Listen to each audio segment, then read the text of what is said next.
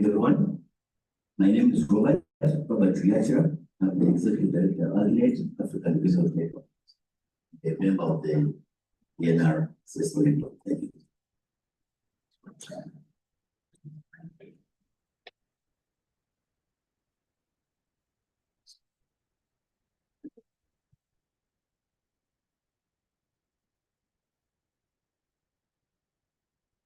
Good morning, ladies and gentlemen. My name is Saida Rachel with Environmental Alert, Secretary for the Association Network. To be here. Good morning, everyone. My name is Kara Zanshira with Atachu. Good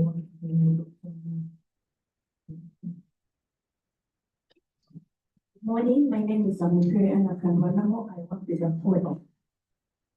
Good morning, this is the Vice President, and I work with you.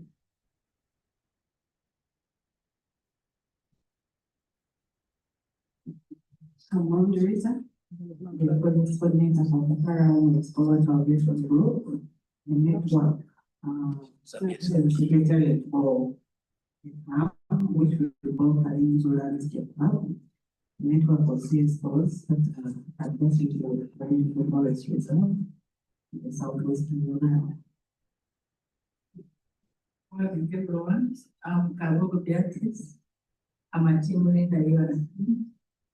And we are located in Solo. We are out managing the southern sector of Virunga.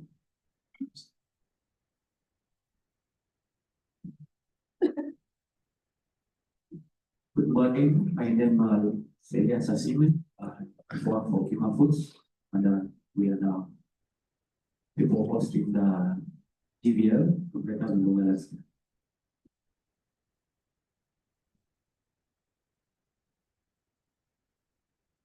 Good morning, everybody. My name is Semola Innovative. I work with the WUNET, that is Water Environment and Media Network in Ghana.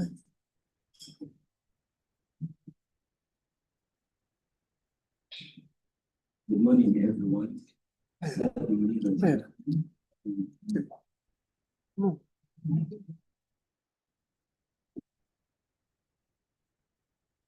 everyone. Good morning. My name is Lucy. I work as the assistant in March, and I'm here with the Mama.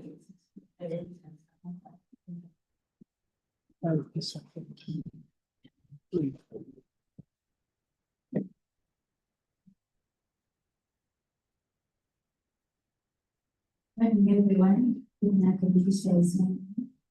And I work with Cast in the local south.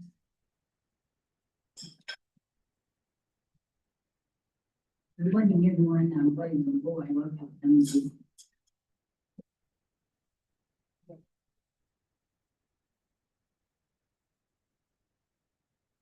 morning, everyone. I'm Stephen.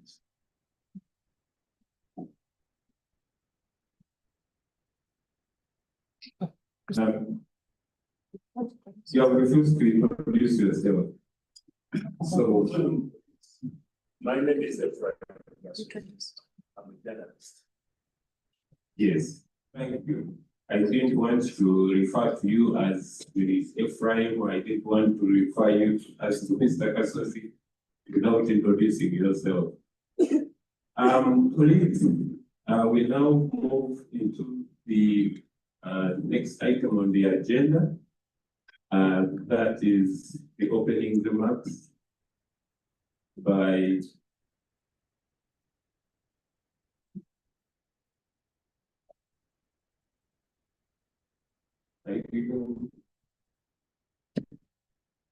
Emily. Yes. Welcome, ladies and gentlemen. My name is Christine Matusa. I work with Emily, and I take the opportunity to welcome you and to thank you for honoring the invitation to gather here today as civil society networks, but also hubs that we work with to advance issues related to natural resource management and environment conservation. But today we are here to review the action plans because we are aware of the structure that our partners, that is WW, that is supporting this engagement under the Together for People and platform to support civil society networks to be able to influence policies related to environmental conservation and management, but also building their capacity to be resilient and to influence the civic space related in regard to environmental management. So we are here today to review the action plans, well knowing that you're all implementing using the plans that are already in place. We want to share experiences, we want to learn the challenges, but also we want to identify strategies and actions that we can collaboratively integrate into our work plan, but also identify some of the issues that would guide us in advocating for environment conservation as a team and as hubs and civil society network. So while we are here, we will listen from the different representatives of the hubs, like they have introduced. We have hubs from the Greater Virunga landscape. Those are the structures through which WWF, our partners, work with to deliver issues related to environment conservation, but also ensuring that we influence action at community level. So that is one of the structure, and those are part of the group that we're engaging today. But also we have networks at the national level. We have the Climate Action Network, where we are a member as Emily, and we also have the ENRCSO network, and we are still a member to that network. So we want to link the gap between the hubs, but also the national civil society networks, so that we can come up with integrated actions to see how we can occupy the civic space and influence inclusive and equitable environmental governance. So with that, I want to thank you so much for sparing some time to be part of today's meeting, and I wish us good deliberations. Thank you very much, Madam Matusa, for the opening remarks and for clearly mentioning it out that we are here to generate ideas for integration into actions. Colleagues, again, I will have to invite none other than our own Matusa again to come and give us an overview of the review and update process of the action plans.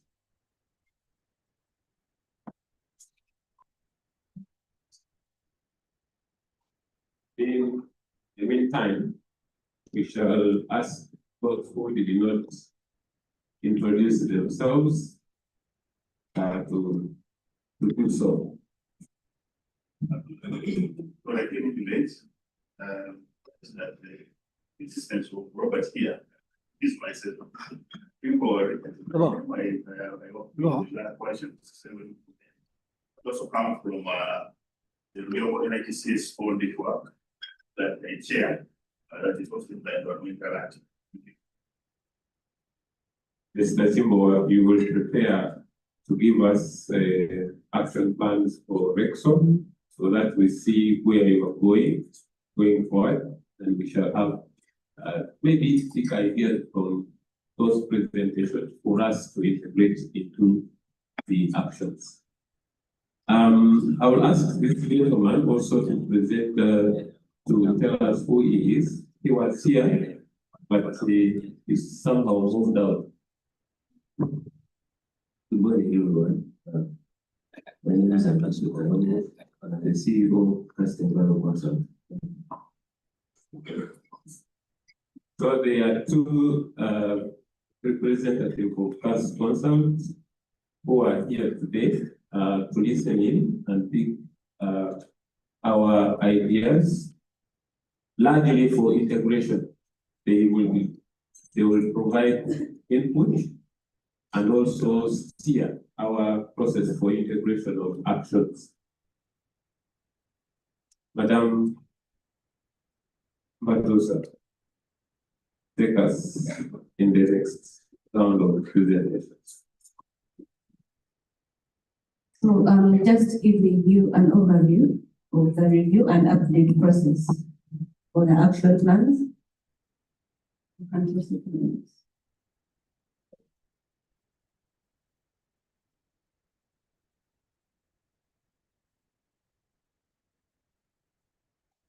That is the outline. We're going to understand who MED is, the role of MED, the MED in action, and then we shall dive into the review, and also understand why we are here.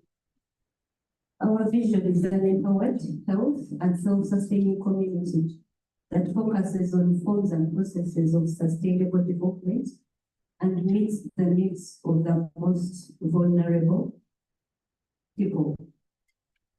And the mission is to improve the standards of living of the most vulnerable people by ensuring sustainable livelihoods. We have core values, that is gender sensitivity, environmental consciousness, where you have neutrality, transparency, and accountability.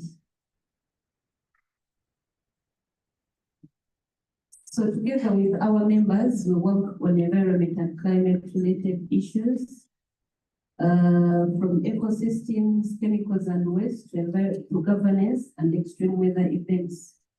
We work under 5 core programs, one being climate change, we have environmental governance, we have ecosystems and environment, chemicals and waste, and also livelihood. And we implement these core programs to influence national, regional, and global policies. Then through our programs, we also improve the vulnerable people's livelihoods, which ties in with the mission of MED, and then tackle climate and environmental issues. So the overview of the CSO acts and networks, the background, we all understand that civil society and networks are important because they promote collaboration, advocacy, and play a key role in service delivery, and also influence policies. So through collective action, CSOs can amplify community voices, they can influence policy processes, and contribute to sustainable development outcomes. This gives us a background of why civil society and the hubs are very important in the space of environmental governance, because of the core roles they play around policy influence. Their collaboration helps to cement up the voice that can influence the decisions at policy level and directly impact the livelihoods of the communities. Then MED, as MED, we've worked with sub-national and national civil society networks to advance environmental governance, climate action, conservation, and community resilience. Like I mentioned in the welcome remarks, we work with hubs through our partners, WWF, and these are the hubs through which we engage. We have the Boma Assembly, which is where we have a representative that is led by, that leads Kiswan Tara Civil Society Network. Then we have the Resort Hub that is led by TBG, Toro Botanical Gardens. I was supposed to be here, but sadly, the representative lost one of the family members, so he had to return back to Fort Portal. Then we have the Southern Windy Landscape, that is led by URP, the Uplift the Rural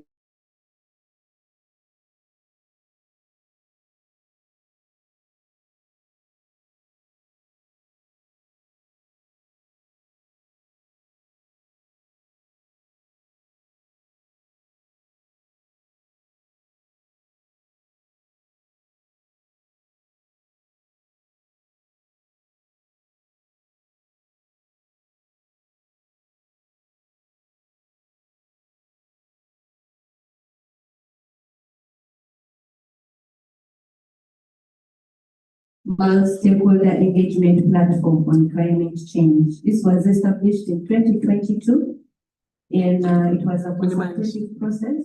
So with that platform to foster discussions around the environment, to identify challenges in environment conservation, but also to identify solutions. We have several members that are part of this platform, and it is hosted by Kima, that is based in Kasese. You will later hear from Kima. And also we have ongoing engagements with national networks, that is the RESO, the ENR, CANU, and the African Brain Health Network.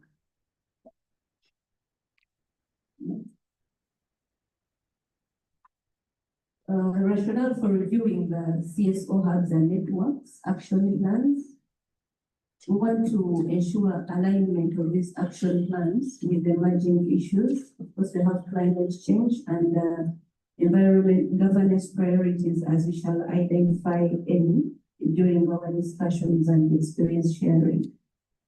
And we also want to identify if there are any achievements, challenges, lessons learned, and opportunities can facilitate improvement in our actions and also the implementation of our actions.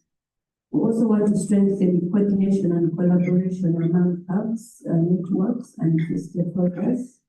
Maybe this is where we can agree on some interventions that cross-cut across the hubs and also the civil society network.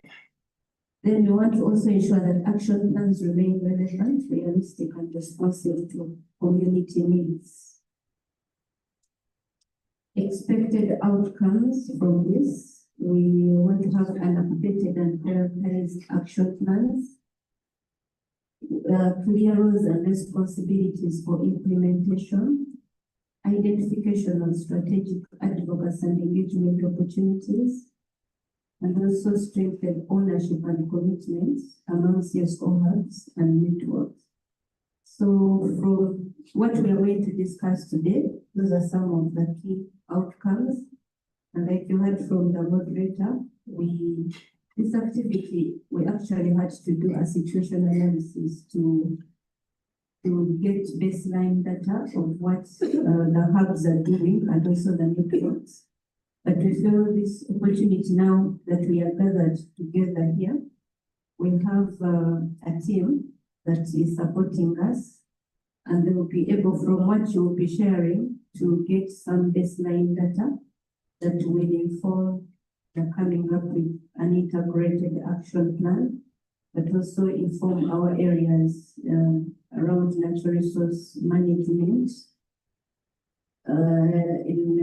in line of promoting equitable and inclusive environmental governance.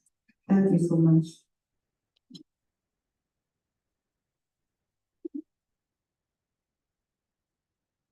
Thank you, Madam Matusa, for the presentation, which took us through the MED vision and mission and values. Many of us didn't know what MED does, but we are now in the know of what MED does, its mission and its values. It took us through the role of MED, which is mainly environment and natural resources governance, as well as the mainstream climate change actions that Emily is steering to date. She provided an overview of our own CSO hubs and networks, where we collaborate, where we forge ways for advocacy, and where we do influence, policy influencing as together. He took us through the rationale of reviewing the CSO hubs and networks to provide for a background for network action planning. And she took us as well to the reason why we are here and the expected outcomes, which relate to prioritizing action plans. Ladies and gentlemen, those are the key issues she highlighted. And do we have any questions going forward, or we just proceed? Any emerging issue, any emerging questions, any supplement?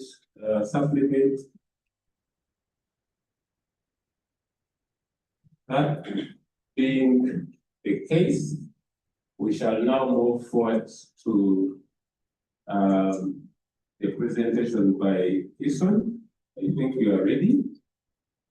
That presentation will take us through the overview of CSO hubs and networks and their role in natural resource management and advocacy.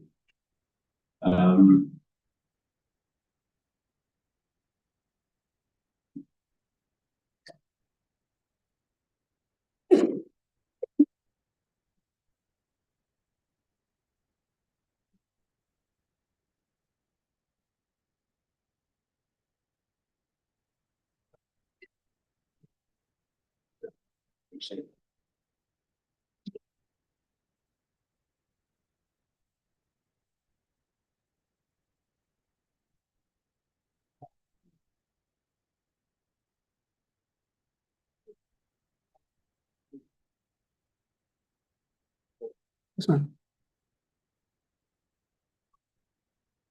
Where are you? What's it?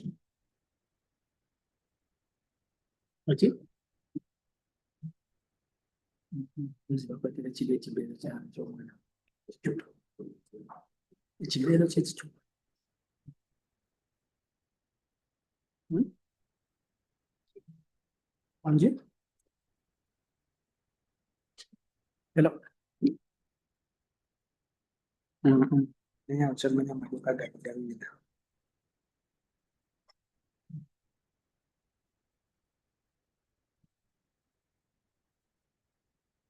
okay.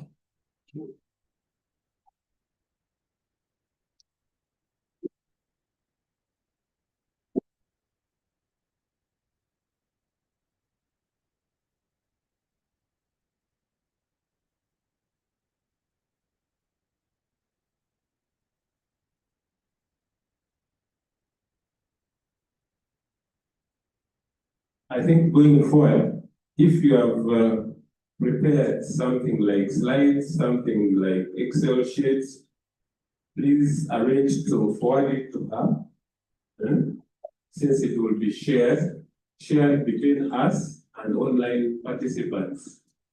So it is important, like Rachel, we will have to forward it to her. At the time of presentations, she will have to upload it.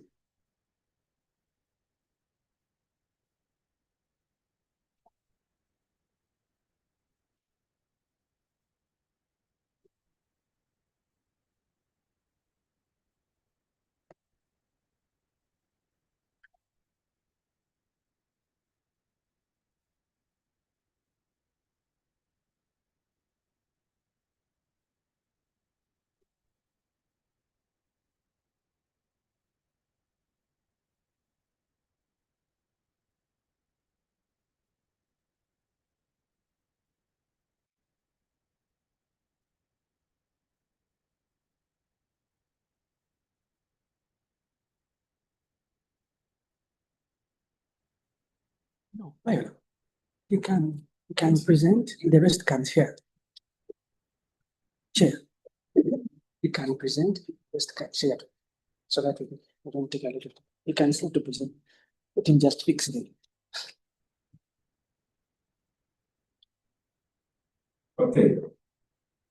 At the moment, we have a challenge with the network. So we are going to request that you present. But going forward, the other participants, please kindly share with Viola. The email address is Viola at. We shall communicate how to share. And so let's go forward and make the presentation. Thank you, Esther. My name is Paul Libra. Easy to have the laptop then at my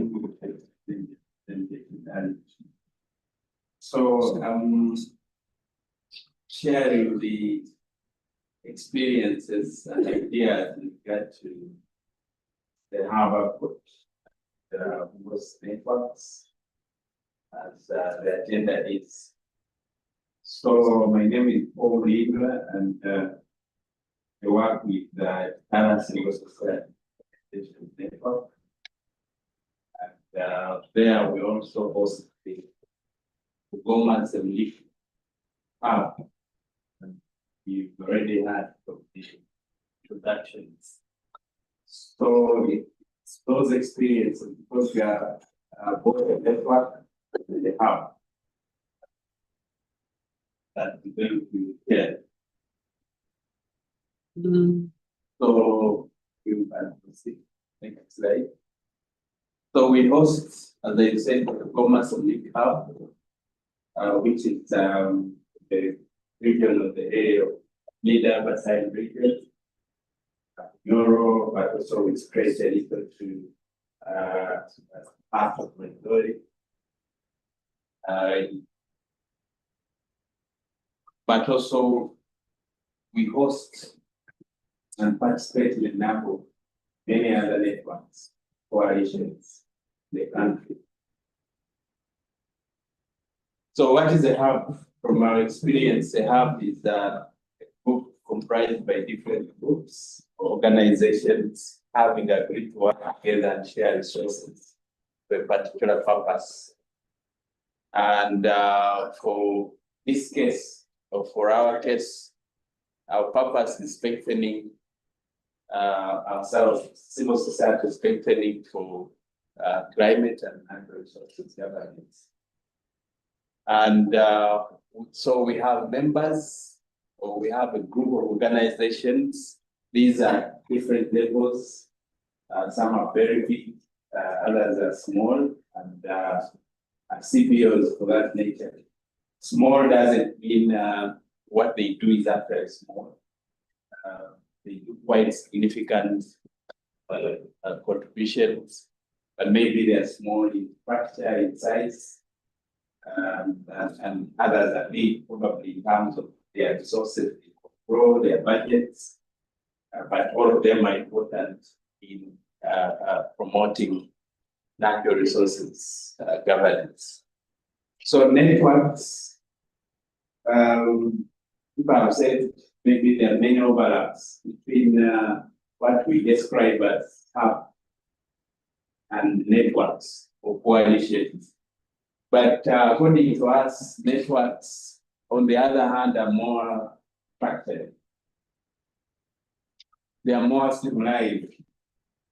We have examples of networks here. Actually, some of the networks are formally registered. They are formally entities registered with members who subscribe to a set standard of rules and guidelines. So on the other hand, they have this more like space where groups of civil society organizations come and share, and then they go and do. So this, of course, is an AI picture. The center is what you want, and many times we are, find ourselves calling the hub, but actually the entire system, call it the ecosystem, is actually the hub, but it needs a center of coordinating space, which receives, if you can, for example, use the example of machines, that central computer, many places we call it the server, which receives and then disseminates. So in this case, maybe the hub host is what is in the center, and then the other looking smaller ones are the members of the organization that share that space within a hub, pursue a common purpose. So these are some of the characteristics we have come to define for hubs, and not necessarily for networks, but many of them, like I said, go overlap between hubs and networks. So groups come together, of course, to pursue common purpose, a common goal. They will have definitely their other bigger individual goals, or you can say smaller goals, but what brings them together must be common. I mean, one should not be dealing in arms trade, and then the other is dealing in is pursuing natural resource governance, and then you say you're sharing a common purpose. Definitely you're not. Sustained through a thorough form of communication and sharing resources. So we think for hubs, the element of sharing is actually stronger than informal networks. So there must be a lot of receiving and then sharing within the hub, sharing resources. It happens and the same in networks, but we think in hubs, the resources, the sharing of resources, we only require cost budgets to be a little more stronger. An avenue for social or environmental common action through information exchange and mutual learning. So this happens for both networks and hubs. Mutual learning, information exchange. Actually, there is no information exchange, there is no network, there is no hub for that purpose. If everyone is doing what they are doing in the Falcon and not sharing with anyone in so-called hub or network, there is no network or hub for that matter.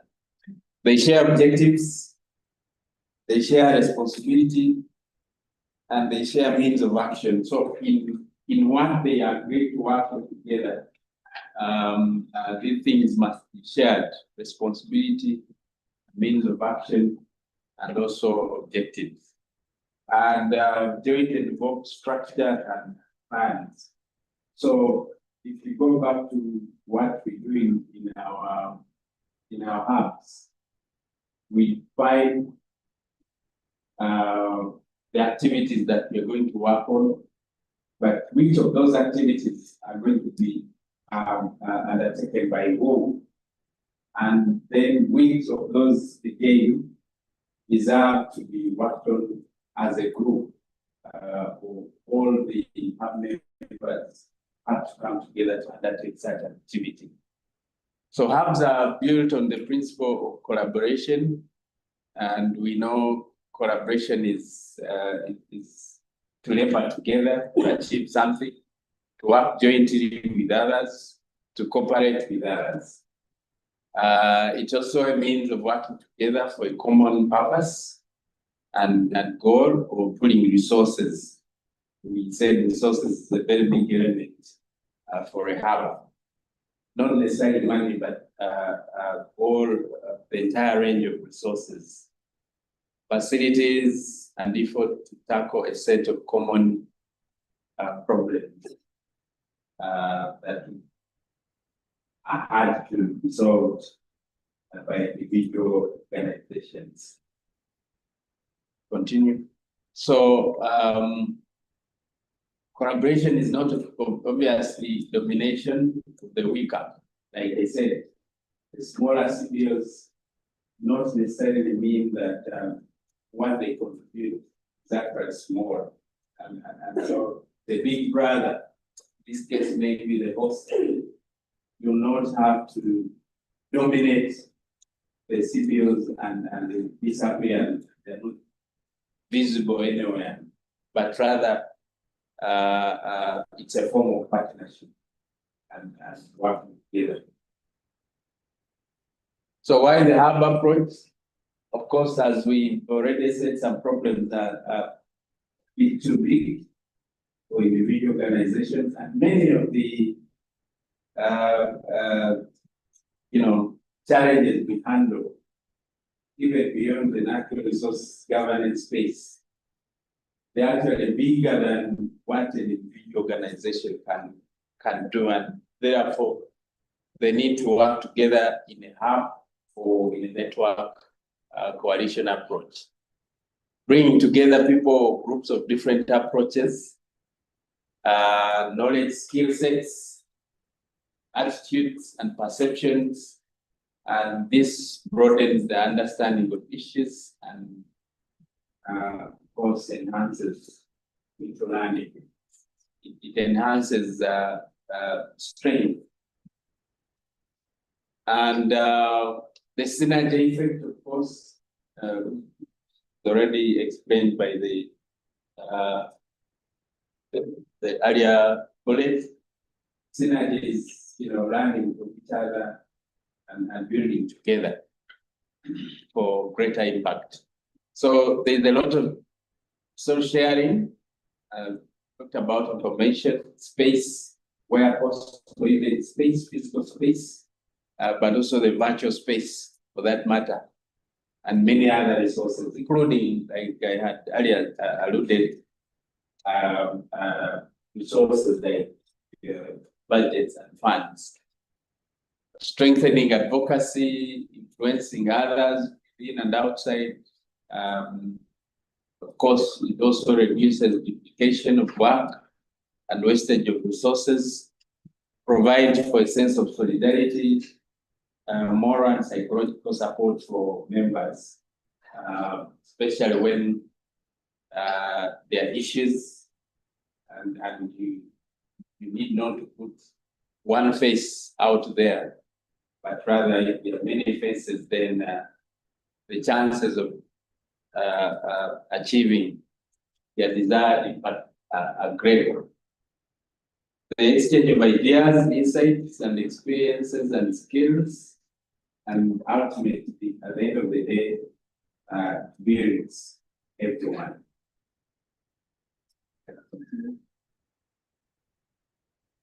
So this is what I would call a sample structure. The naming of those segments may be different, but ultimately, I think in many cases, this is a generic structure for networks and hubs. So in the middle here, we have, for hubs, we have hub hosts. And definitely this is an organization, because a hub, in our case for now, is not a formal organization, it's not a formal entity. So needs another organization or an independent organization for this kind of arrangement, and it would be prudent within that host institution to have a coordinator, someone who is the central coordinating desk within this hub, a team or an individual, depending on the capacity, resources, and the kind of work you're working on. Of course, this host organization, it would be ideal if they have, a committee, call it any name, where they share or report to, not necessarily the governance, the full-scale governance scale, but at least a committee which can receive reports, which can little bit do like the approval of the shared or the hub work plan. And of course, ultimately, on top of it, you need once in a while, at least annually, to convene together and define or redefine your commitments for the next period, but review as a group as the entire hub, the entire network, many of the networks to convene what they call the annual general assembly of the annual general. Very important for sharing progress, reviewing progress, but also coming with common commitments. Proceed. So the functionality, I've already talked to most of these things, but to be prudent, if there is a committee, to be prudent if there is a center with some form of terms of reference, including what they do, how long they will do it, and how members will share into that space. The MOU that is signed by all members. So in our case, for example, at Keystone, we have the common MOU, but also we have MOU individual members, or commitments with individual members that we commit to report, we commit to NDCD, but in that MOU with an individual member, there is also an action plan particular to that hub member. Continuing with functionality, we have to prepare a statement of purpose, precise and accurate statement, and this can be within the MOU.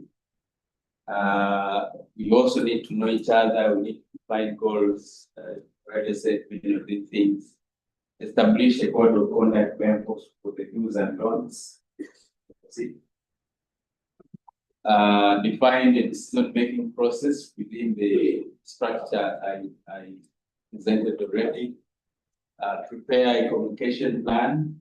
These look too detailed and maybe too structured, but they do not have to be sometimes too much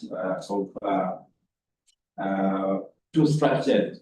That case to delay or delay action. Continue. So the basic functions of the governance committee are there. These are known to us: oversight on the hub activities, guidelines, and determining coalition's direction, and the oversight on operations and operation results as much as possible. So once again, underlining the function of that committee I talked about, which can be called different names depending. For us to call it a steering committee, but can carry any other different name, but the purpose basically the functions are generally those ones. There are obviously always conflicts, and from our experiences, these are a reality, and they come from many different things, assumptions and different perceptions, including perceptions on the common things I talked about, like shared resources, perception held by perhaps different members on those resources, different, and that can be a source of conflict. So awareness of all these things need to be at the backbone of these hubs and networks, as we have all experienced. Continue. These are also more things which cause conflict in our networks, in our hubs. Competition, the second last, for example, competition over the same target groups. So we all want sometimes to be seen as if we own the result, we own the impact. We are the ones individually now. If there is a good result, I want to be seen like, I want to count for this result as the individual member of this hub, and that's a source of conflict sometimes. we need definitely to minimize these conflicts.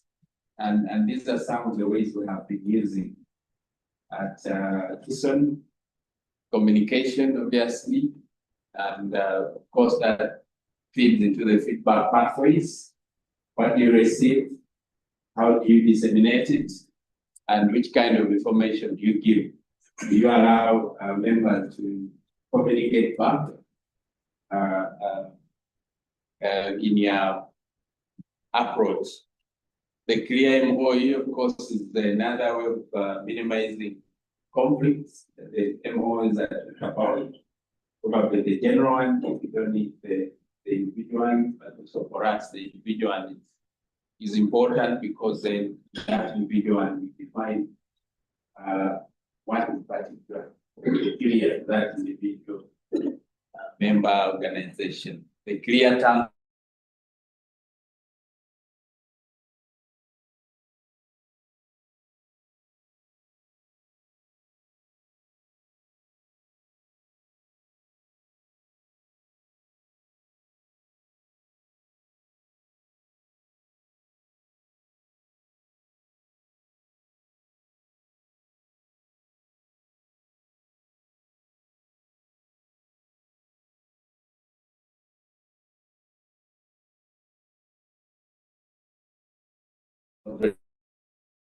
But the tools, pie charts I'm putting for us to reflect on and if you have your deal in a smaller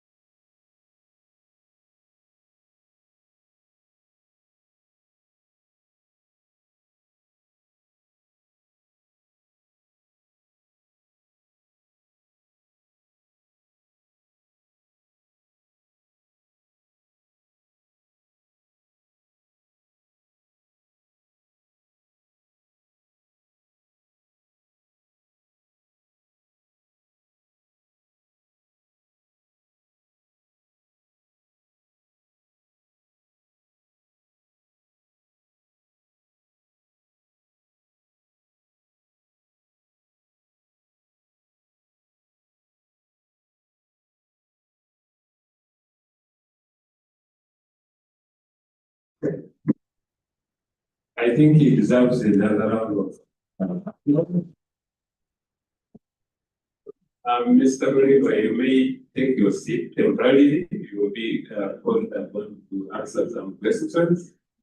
You have done us good because you not only introduced the Assembly in Bugoma Hub, but went ahead provide us with the details of how that hub runs in serving the interests in Bunyoro, Alberton.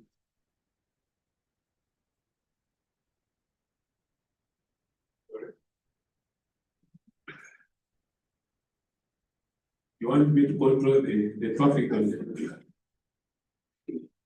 okay. Yes, I was saying that you went ahead to present the Assembly Bugoma hub, but also how that hub serves the interests in the Assembly Rwenzori region, as well as the Alberton region. You told us what a hub is, and they linked it to what a server does. The server receives, but also sends out communications to the different entities that belong to that server.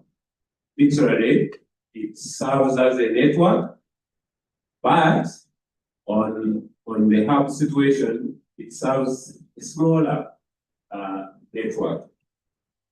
He provided us with the characteristics that included, among others, pursuing a common goal, sharing resources, especially budget and information, sharing responsibility, which is a big burden in the networks. Yes, it is a very lively example where hubs are excelling in terms of sharing responsibilities and means of action. You told us the principles, basically the principle of collaboration, why the hub approach is important, and you took us through the structures. The structures where you have the secretariat, you have terms of reference, but most importantly, you have the memorandum of understanding that guide how you relate to one another. That is very, very interesting. Colleagues, we have opened up the floor for questions. Any questions for Mr. Oliver? Not only, yes. Yes, remember, we were told at the very beginning of this workshop, we were told we have to criticize you as an individual, as the hub, but also generate from your views what we can take forward for our joint action, but also to improve. So don't only ask the questions, but if it is a question, it must be guided by the three principles I have highlighted. Thank you both for that presentation. My question is, in your presentation, you informed us that one of the areas of the sources of conflict amongst hub members is around resources. One, Yes, sir. there's around resources. So, how do the hubs do it? Do you also solicit something little from the members as a membership fee, in addition to the funding that you might be having? Because from my understanding so far, when I put one and one together, I'm thinking the WWF is currently financing your hubs somehow. Then my other question is, I know definitely that funding will have a specific time frame. So what happens beyond when that time frame expires? Do you have a plan for sustainability? Because on the side of the network sector, financing has been a bit of a challenge on our sides. And at some time back, we were blessed to have financing by CARE, which really helped us implement a lot of activities. The networks were very active. Right now, it's a bit of a struggle, but we are doing our best. So do the hubs have a plan for sustainability? What happens beyond the WWF funding? Then how do you handle your members to pay subscription if they do pay? Because it's a big problem on our side. People don't want to pay membership. They always question us, okay, explain to us value for our membership that we're paying. And we try to come up with justification. Yes.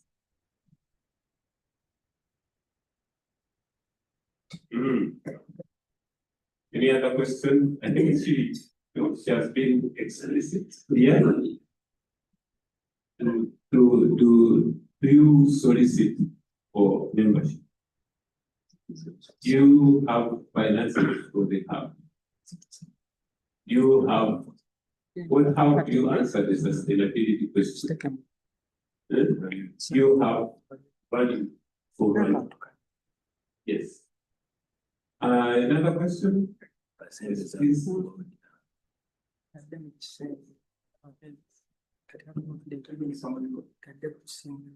just find out the landscape of this, the work of the green is not decided that we say, but they are also the government organizations. And how are you trying to get the government organizations? Because they also interface with the government generally, so that they are here to be working together with them. Because it's very important that they come on board. Who, first of all, because what they are doing keep us on the environment, but also maybe the other way around. So it's very important to have them on board. what's your thought on that, if they are learning it? Well, Who are the development organizations and environment organizations that are members of the hub? And how do you maintain their skill? We shall have those as we wait for people to ask. Yes, you should. Okay, begin with my boss, the chairperson, start together with committee Fernando there. Other meetings that giving my ideas to what right. Well, so the beginning I talked about the network and then the hub. So in the network, because the network is bigger than the hub, we have many organizations in the network. Some of those, like rightly said, are purely development organizations. Many of those have little to do. Primarily, of course they do, right? They have expressed, but primarily in what they pursue, they have little to do with the environment. So, and I think this is one of the benefits now of, us making a network and then bringing also the environmental organizations pursuing natural resources objective. We have spaces where these two meet. Now other engagements, in our other advocacy activities. So obviously, there's a lot of overlap between the development organizations and these environment organizations. So we try to make sure that we strengthen each other. Example, putting together for the common purpose. It could be other environmental organizations pushing for, let me give a very small example, pushing for establishment of, or making sure that the district environment committees or district natural resources committees are actually activated. So in our approach of things, we will try to invite and encourage all organizations to support and participate in making sure that, such a committee, for example, is activated at the district level. So at the development organization, they not actively participate in the technical terms, but they can support, for example, with resources, they can support with space, they can also support in, adding to the voice. So in that, then we create a bigger voice and a more stronger team that can push. Many of these advocacy things, as you know, are a game of numbers. The more you have, probably the more you'll be listened to by the actors or the policy makers. So that is one of the ways we try to bring together these development organizations with the environment organizations. The other is, of course, making sure they understand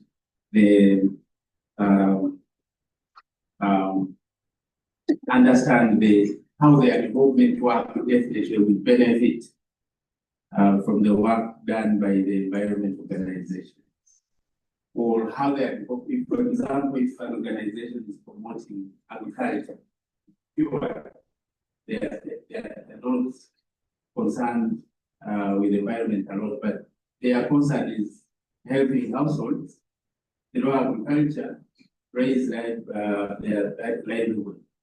Definitely, they are affecting, and there's a way they will interplay with the environment and natural resources. So helping them understand how those two interplay is very important. And the network and the hub of this nature is the best place that this can be achieved. Rachel asked about the resources and the budgets. Yes, as of now, as you are aware, we have resources. And under the hub arrangement, these are shared resources, shared budgets. If I showed you my budget, for example, of I share with WWF, there's Kison, but also those different members in terms of what they receive, but also contribute in delivery. They may not receive the budget in terms of money, but they have to receive what is defined in the work plan for them. So that for now is happening. And you asked a very important question. What happens when the program or whatever other program they want to provide in this budget stops to be?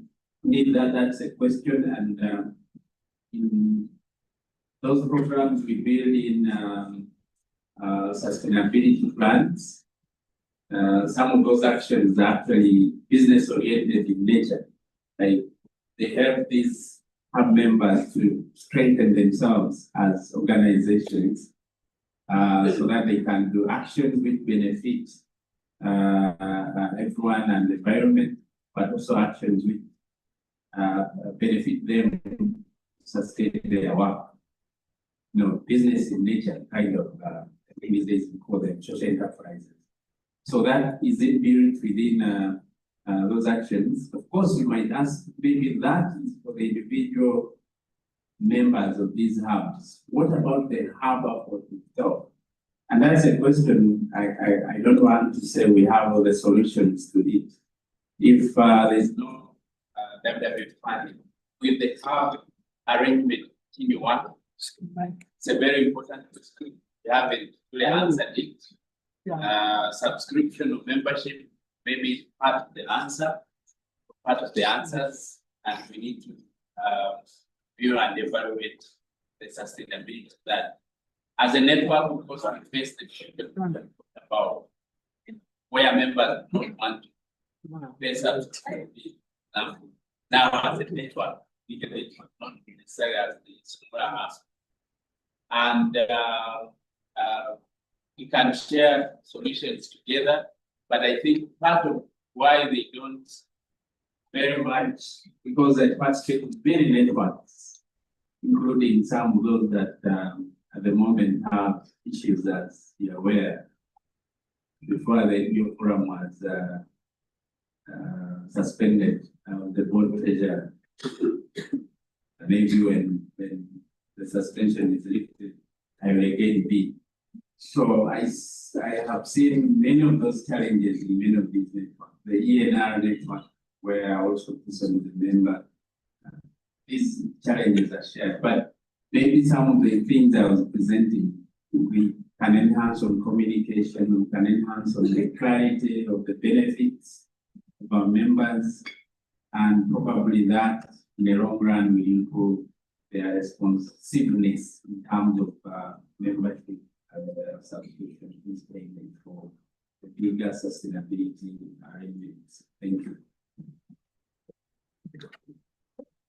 Yeah, I think we have had his responses over responses to Madam Rachel and Mr. Chimboa, and we can now have another question, another set of questions. Mine is not a question, also it's a compliment on what Paul was saying. When you say hub approach, when it goes into the real sense, for example, of Kison and URP, somehow you find the approach is different. For us, when Kison maybe is a network-oriented organization for advocacy, URP is an NGO. but under it, there are all those CSOs under it as a hub. When Daruda Rev came, it found us in existence. We were not formed because we were a hub for Daruda Rev. So like any other organization, when you sit down and don't fundraise, then you'll die and be dismissed. So the funds we have, for example, we have for the Rev Fund, other organizations and other funders. And when it comes to do with sustainability with these CSOs that are under the hub, it is in place because I can give a testimony of one of the organizations, of one of the CSOs. We never funded for the last 1 year and a half. And by the time we went back, they had already excelled. They were also sharing their own livelihood aspects because we started contributing money towards what they do. Why? From the day one when the CSO comes on board, together with all the stakeholders, local government, who and everybody, we sit with this CSO before we bring it on board. They develop their strategic plan. They see how they can sustain themselves with or without URP, with or without a hub. So these ones, you find that they are together and they have livelihood that can generate income for them. When I say for subscription to URP, we don't, because it can bring another friction. Because once, how can they sustain themselves without even making a contribution to URP? Thank you.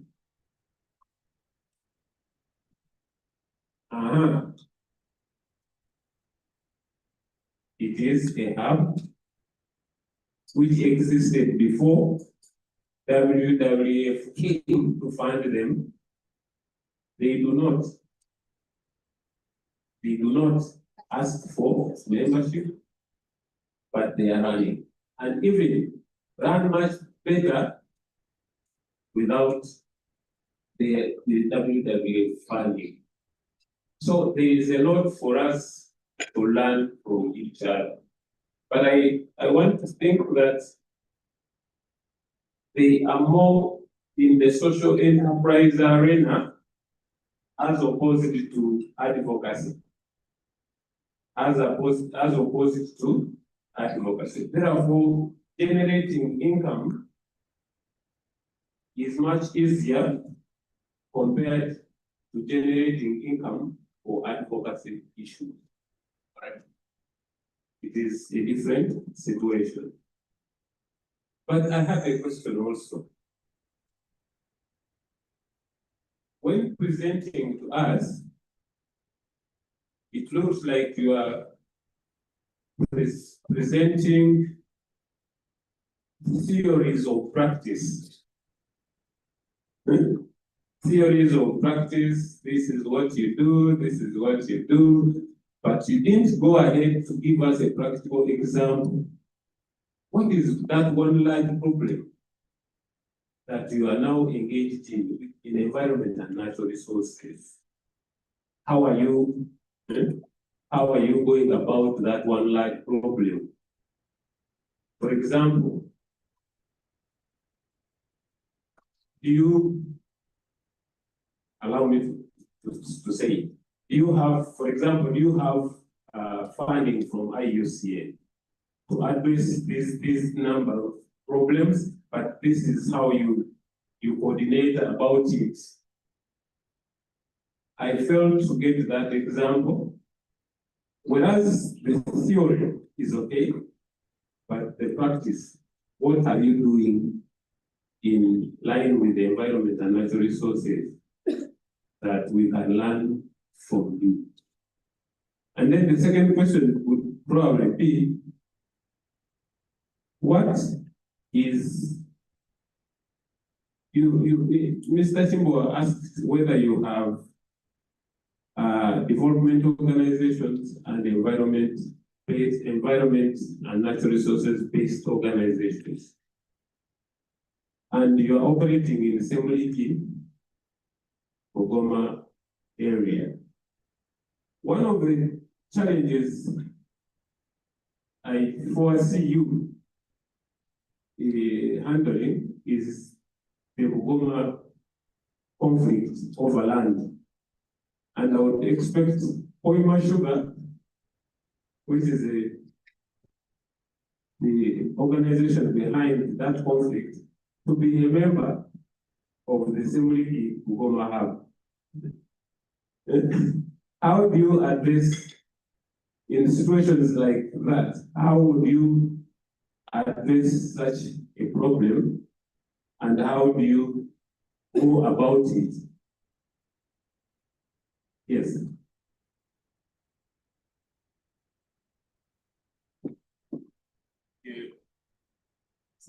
Thank you, Gasta. One question, but we have very many sub-questions. And yeah, if I can begin with an example of a problem that we handled with a harbor problem. And in it, of course, you talked about the Bungoma issue. It's a very big problem. So Bungoma has maybe two or even more problems. The first one is what you said, that whole fracas of Koima Sugar, at that time, NFL government. So, but also besides that, there's another problem.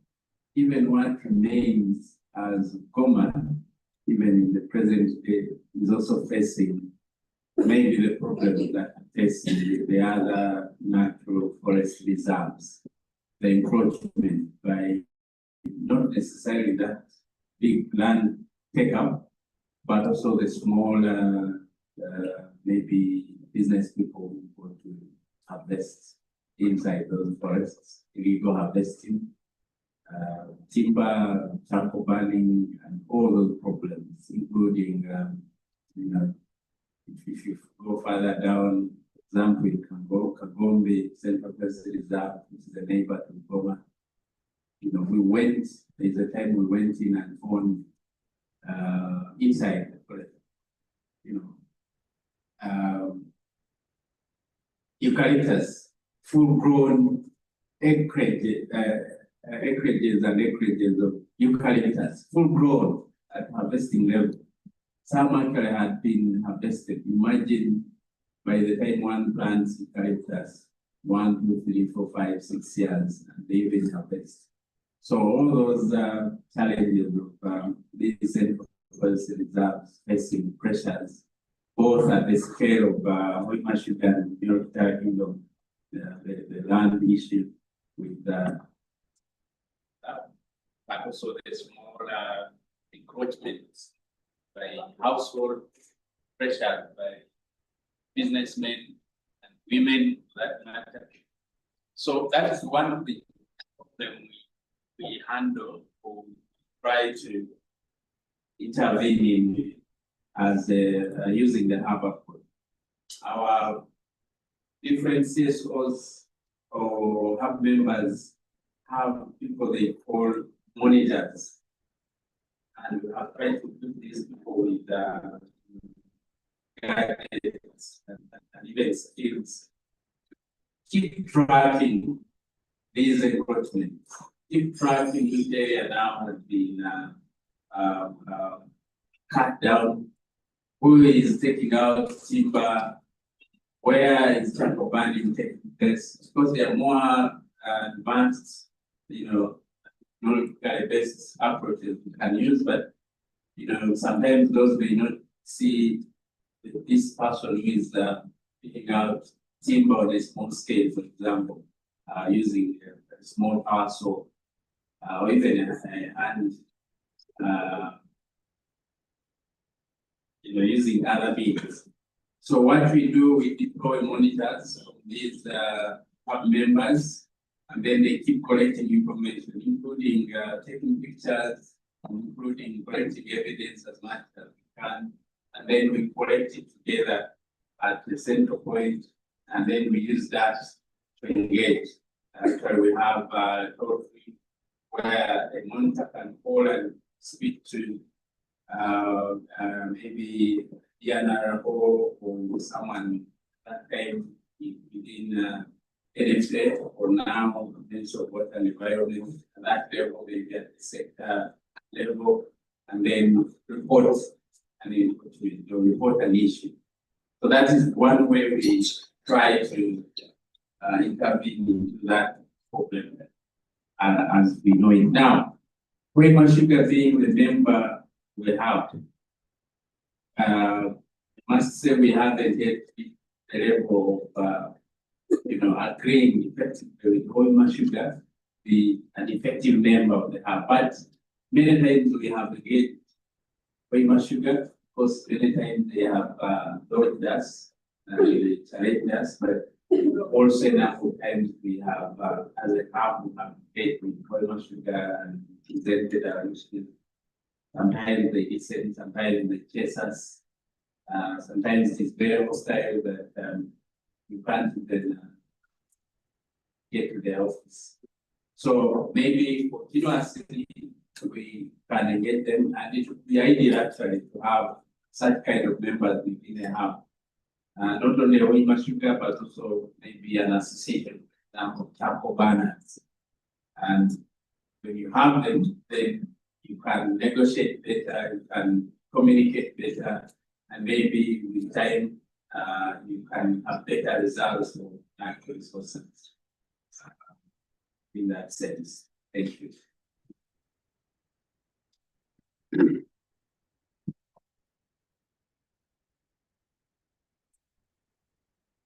I hope now we have a common understanding, an understanding of the theoretical part of the hub, but also the practical component of the hub.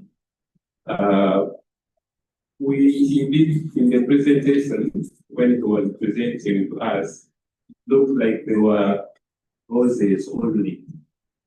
But now, in this practical analysis, we are seeing there are problems associating with the people that they intend to recruit as hub members, like Quaima Sugar.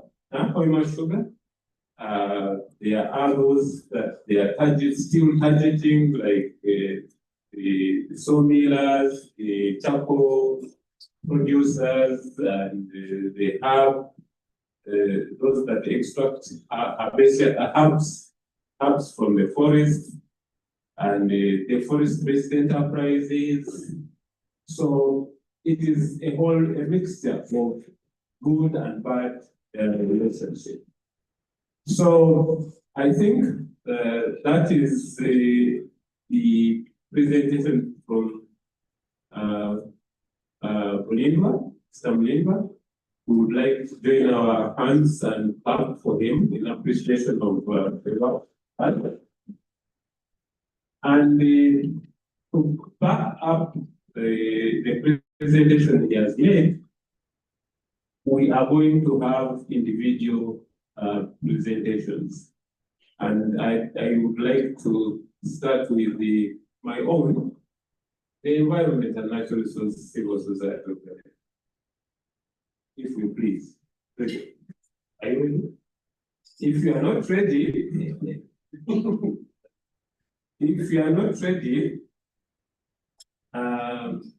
I had planned that the greater Virunga landscape starts.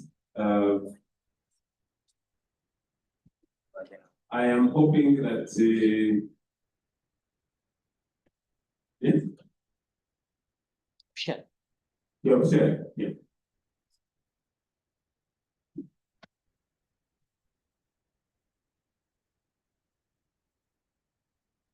Thank you very much. As earlier you had Batusa presented, the DVL was established in 2012, and we're able to pick up the role of hosting the platform around 2013. And to bring you to speak, I would like to first let you understand what the GVL is, and a bit of origin. Then we know so far what we have done and our next steps as the host. Okay.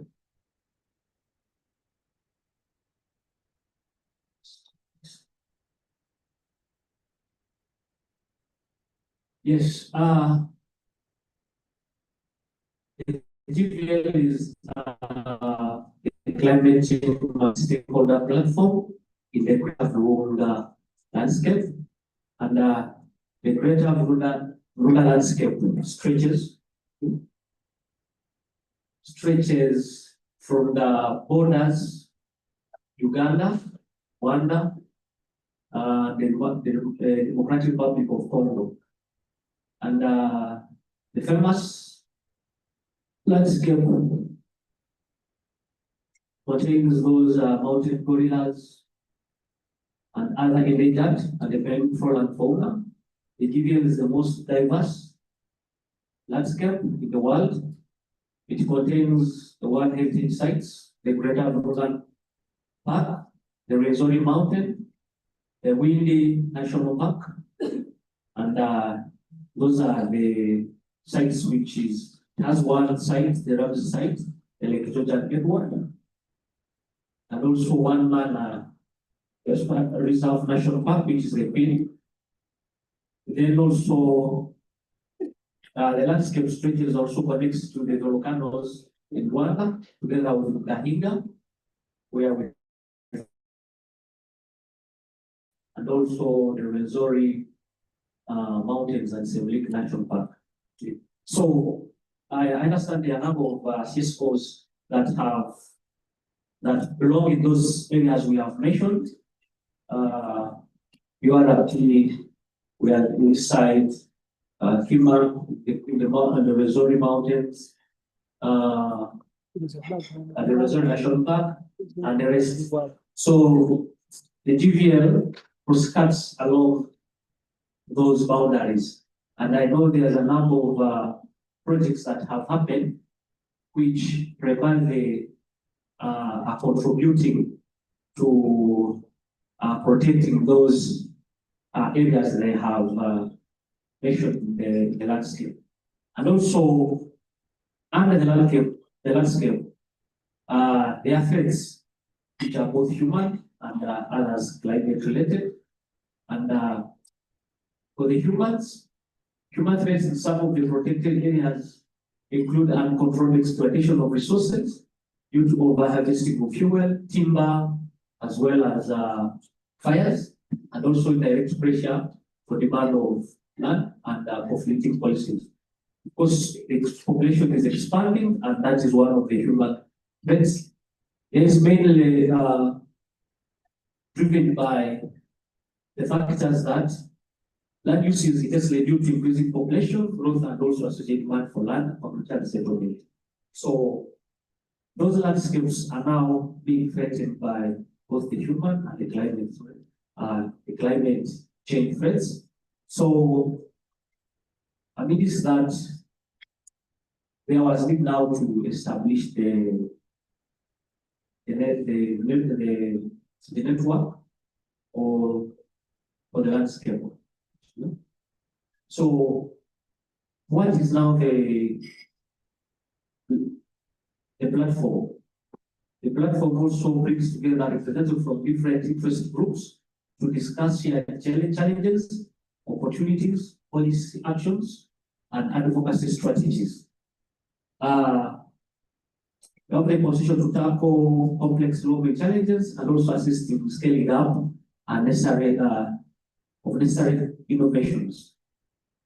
And in form of agriculture development, the platform have played a pivotal role in addressing many complex problems around the world. A good overview and selection of case studies. In addition, studies have demonstrated that the multi-sector platforms are potential in addressing climate change-related issues through a historic approach to challenges. And those are the other cases quoted depending to the authors. Continue. What was the objective of the platform? The platform objective is to strengthen knowledge, practices, and efforts on climate action within the GVL. And of course, the platform is all about strengthening the knowledge, the practices, and efforts on climate actions.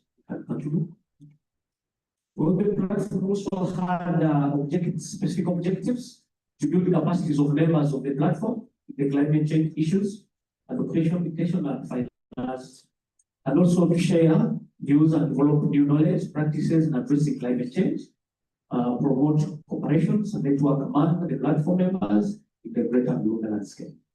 Those were the objectives of the platform. So the platform is intended. The platform intends to strengthen knowledge, practices, on effort for climate action within the GVL, especially covering the 8 districts. So as we know, the GVL process up to the borders of Rwanda. And I know there are some other initiatives or activities that have been done, the previous projects like CAPA, but also targeting the greater Rwanda landscape. But now the 8 districts, including Kasese, Rubirizi, Bitoma, Kisoro, Kabarole, Toroko, Kudibuto, and Unyangabo. Those were the districts selected for the platform, and the CSOs or the members in those districts are the members that constitute the platform. The platform further enables stakeholders to collaborate and coordinate climate activities. Of course, there are very many activities. For example, as Kima, we have taken off the role of leading in energy, and we are cutting across the landscape to do a number of activities related to energy issues, probably. And also other members, they will also do other activities that also contribute to the best practices and share the knowledge. We implement various initiatives in the GVL, ranging from improving livelihoods of local communities, strengthen advocacy, for example, zero project coaching in the landscape.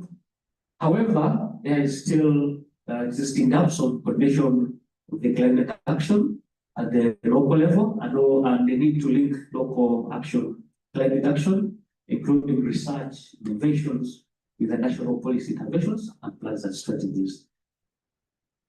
Of course, yesterday, was talking about don't tell me about a lot of challenges with networks, and of course they exist. That's why I've highlighted those gaps. Who are the members now? The members are drawn. The platform draws membership from the key district local governments, including relevant departments, politicians, like-minded civil society organization, cultural institution, private sector, media, research institution, policymakers, development partners, and individual members in promoting climate change and environmental sustainability. So that's where we draw the members of the multi-stakeholder platform. So the structure at current is the platform shall be convened on a quarterly basis by the host institution, which is IMA, and also shall nominate members from the platform. We also operate a steering committee of the 5 members, person, coordinator, secretary, 2 members, and those are to provide technical guidance to operation of their platform activities. Continue. These are the roles, the steering committee, those provide technical guidance as usual. The secretary of the host, we play a coordination role, and this coordination role is between the host, the secretariat, and the host. Of course, the secretariat convenes meetings, which is usually Emily or WRF, who provide facilitation of information sharing, financial and technical backstopping. And also, the Secretariat usually does conduct regular focus activities, observation, knowledge building, enforce visibility, which Emily in the last couple of years has been doing better. we have a number of visibility and knowledge sharing materials that we have come up. Developers also reports on climate change, environment issues, and share policy recommendations. The reporting we report through the secretariats, where the platform through reports through the secretariats and also the steering committee.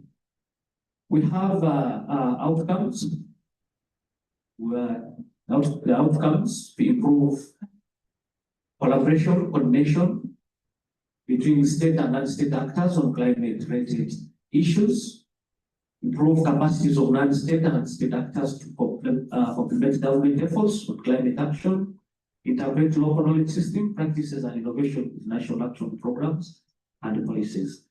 So that's where those are the outcomes for we have been working on, and all activity has been surrounding that same area.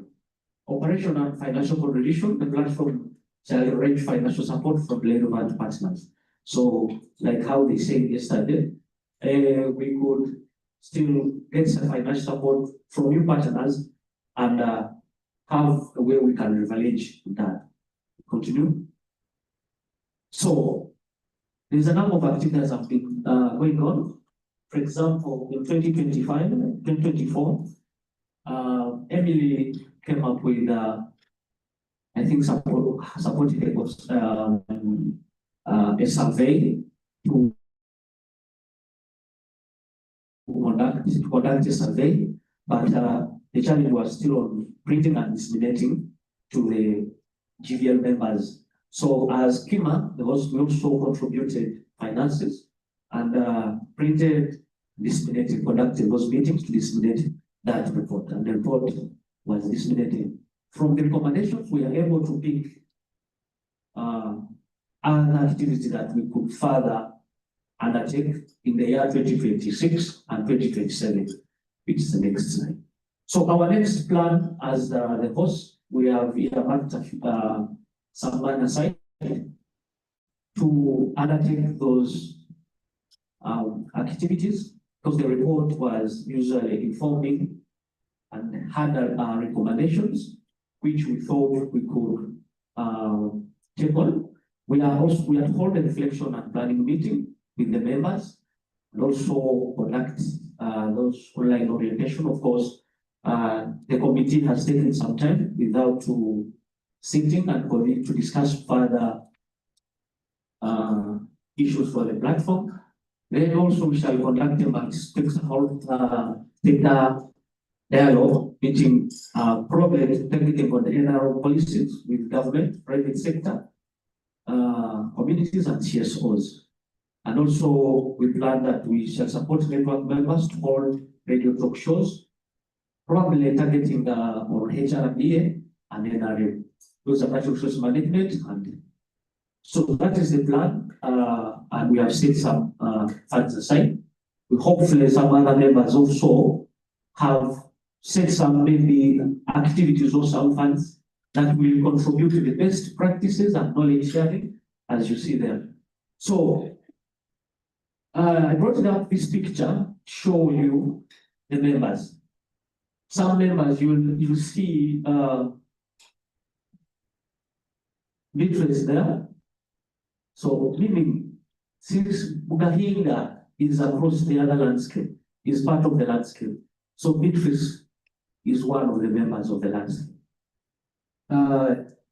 Rita is there.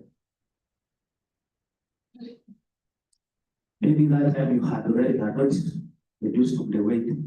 If you look at it.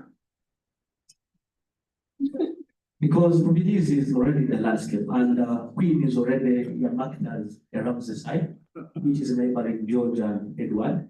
So Rita, the Calypso Hub is already a member under the platform. And other members. So of course, Emily is there, and you can continue. You see that Paul is already here. So meaning Paul, the other side of Kison, since they are also close to same link and they usually share borders also their part. So we usually coordinate as a team, and the activities contribute to the best practices that we are talking about in our objectives and the knowledge sharing. You can continue. Thank you very much.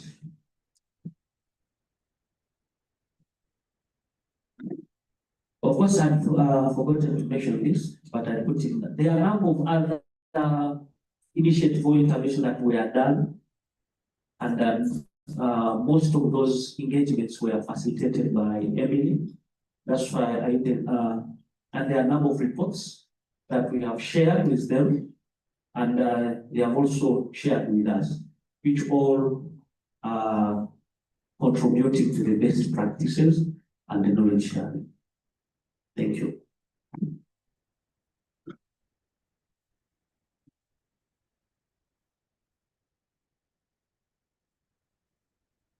I would like to request you to put your hands to the challenge. And now I would like to seek your guidance.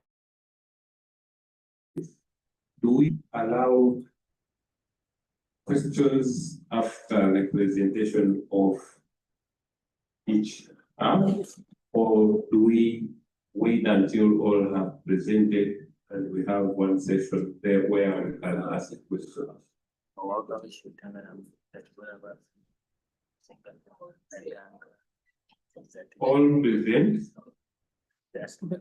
present, and then we ask questions. Okay? So DVL has presented the Greater Virunga Landscape platform, has given us the roles and responsibilities of what they do in the different, there are 8 districts, in the 8 districts, and they actually, their activities rotate around human and climate threats generally, which they target, and their members are selected within the district, local government, civil society organization, culture, media, development partner, private sector, and they are still searching for more. Their main funding is drawn from Emily as well as the WWF, Uganda Country Office, who fund the activities that they undertake. He has presented to us some members that were taken. Those photos were taken during the workshops, several of the workshop incidents, and I saw myself there. You didn't mention. And particularly one report where you did present a survey report on clean energy and modern energy solutions in the Greater Virunga trenches. So that said, we now prepare ourselves for another presentation, which we will. Again, I ask Rachel, are you ready? Yes, as John Robert Pachika prepared himself. Rachel?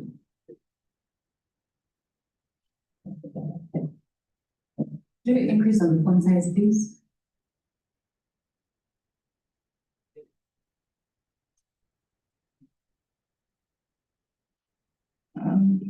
Go to the first column and your, yep.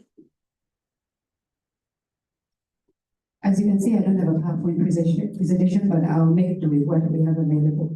So at the start of this financial year, of this year 2026, the ENRTSO network hosted by Environmental Alert. This is the work plan that we came up with. Most of you, fortunately, are members of that network, and you know what our vision mission is and what our initiatives entail and what we stand for. So let me just dive into an overview, a brief summary of our work plan, what we set out to do for this year 2026. This work plan is based on 6 result areas, as you can see, result area 1. So I'll just highlight on this column, talking about the activities which are based on the result areas. So result area 1, under that we have result area 1, which focuses on capacity building to strengthen the vision of the network. Under that, those are the activities that we planned for, to develop a capacity building plan, to conduct capacity building sessions. Let's move down, please. Scroll down. Okay, so as you can see highlighted, we have the activity, this beyond the capacity and strategic area 1. Move up a bit further, please. Under the capacity building, we are targeting to facilitate capacity building sessions as identified by a needs assessment to address existing gaps amongst our members. And those are the indicators. I won't get into the indicators. Let's move down, please, further down to the next results area 2. Indicator number 2, strategic partnerships and collaborations, where we plan to undertake donor mapping, that is scoping, to study which donors are out there in our sector. Then activity number 2, to organize strategic engagements with development partners. Okay, then moving on, strategic area number 3, targeting advocacy, which advocacy is mainly what we stand for as the ENRCSO network. So under that, the activities as indicated in red, we set out to facilitate members' participation in nationally and globally recognized events, for example, the Water Week, World Environment Day, International Day of Forests, and many others. Those were just examples. Okay, another activity to facilitate preparation, documentation, and dissemination of advocacy materials. For example, along the lines of policies. Later on, I will elaborate more with examples of what we have done regarding those particular activities. Activity number 3, under result area number 3, we also set out to support network members to effectively participate in global decision-making fora. Examples are COP30 processes, and the rest, as you can see there. Another activity, also prepare advocacy literature and messages on emerging issues in the sector. Then also to organize high-level advocacy platforms targeting global policymakers, decision-making forums. As you can see, Parliament in particular, OPM and MDS, and many more. Next result area. Okay, still in that result area, we also have, we also planned to conduct a study on regionalization decisions. For example, as you're all aware of the decision that was made by the government to merge NFA into MOE and many other rationalization decisions. That was just an example. And then also to facilitate CSOs in the ENR sector annual reporting to the ministry towards advocacy, especially. Moving on, and then we also set out to facilitate effective network participation in the APR process. That's the reporting process organized by the ministry. Okay. Then results area number 4. This mostly builds around governance aspects of the network, which is not directly linked to what the heart of Emily's initiative is. But we can also table it for them if they would be willing to support, though it's a secondary aspect. Those are governance-related issues, for example, an AGM, meetings with our steering committees, membership audits, engagements with our regional nodes, and so on. So let's move on to the next results area number 4, yellow, another yellow, down. We also set out to focus on improving publicity and visibility in the ENR sector, particularly using IEC materials such as newsletters, brochures, banners, and so on. I will elaborate more with examples what we have done regarding those IEC materials. Then another activity, we also have our network website where we keep on continuously updating information regarding key emerging aspects in the sector and other relevant information. We also plan to carry out online dialogues about pertinent issues. As you're aware, some of you have been in participation of these events, the online events we've organized. Then also print and disseminate e-analysis on the work report, highlighting members' contributions. In particular, I'm talking about the report produced by the ministry, which I will also elaborate more in the next presentation. Results area number 6, finally, which is around our financial resource base for the network.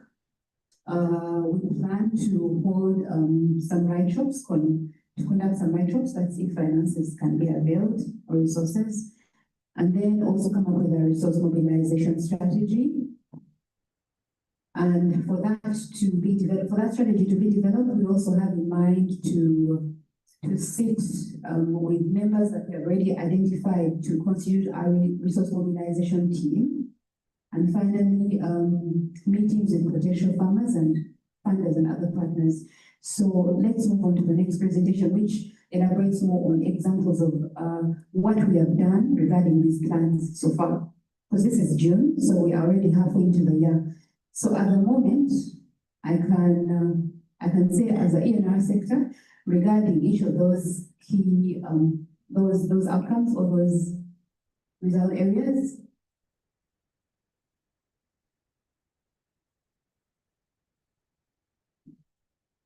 No. No. It's a table.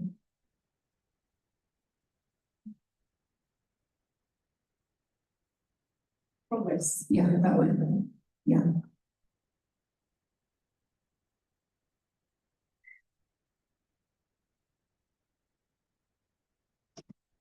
So with all those plans at the back of our minds as a network, this is what we have managed to accomplish at the moment. Those are things that are still in the pipeline. Okay, under result area number 1, so far,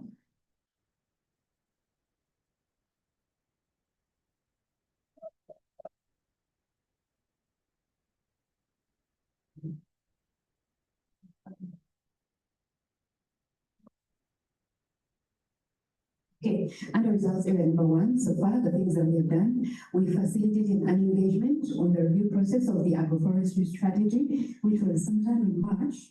Yes.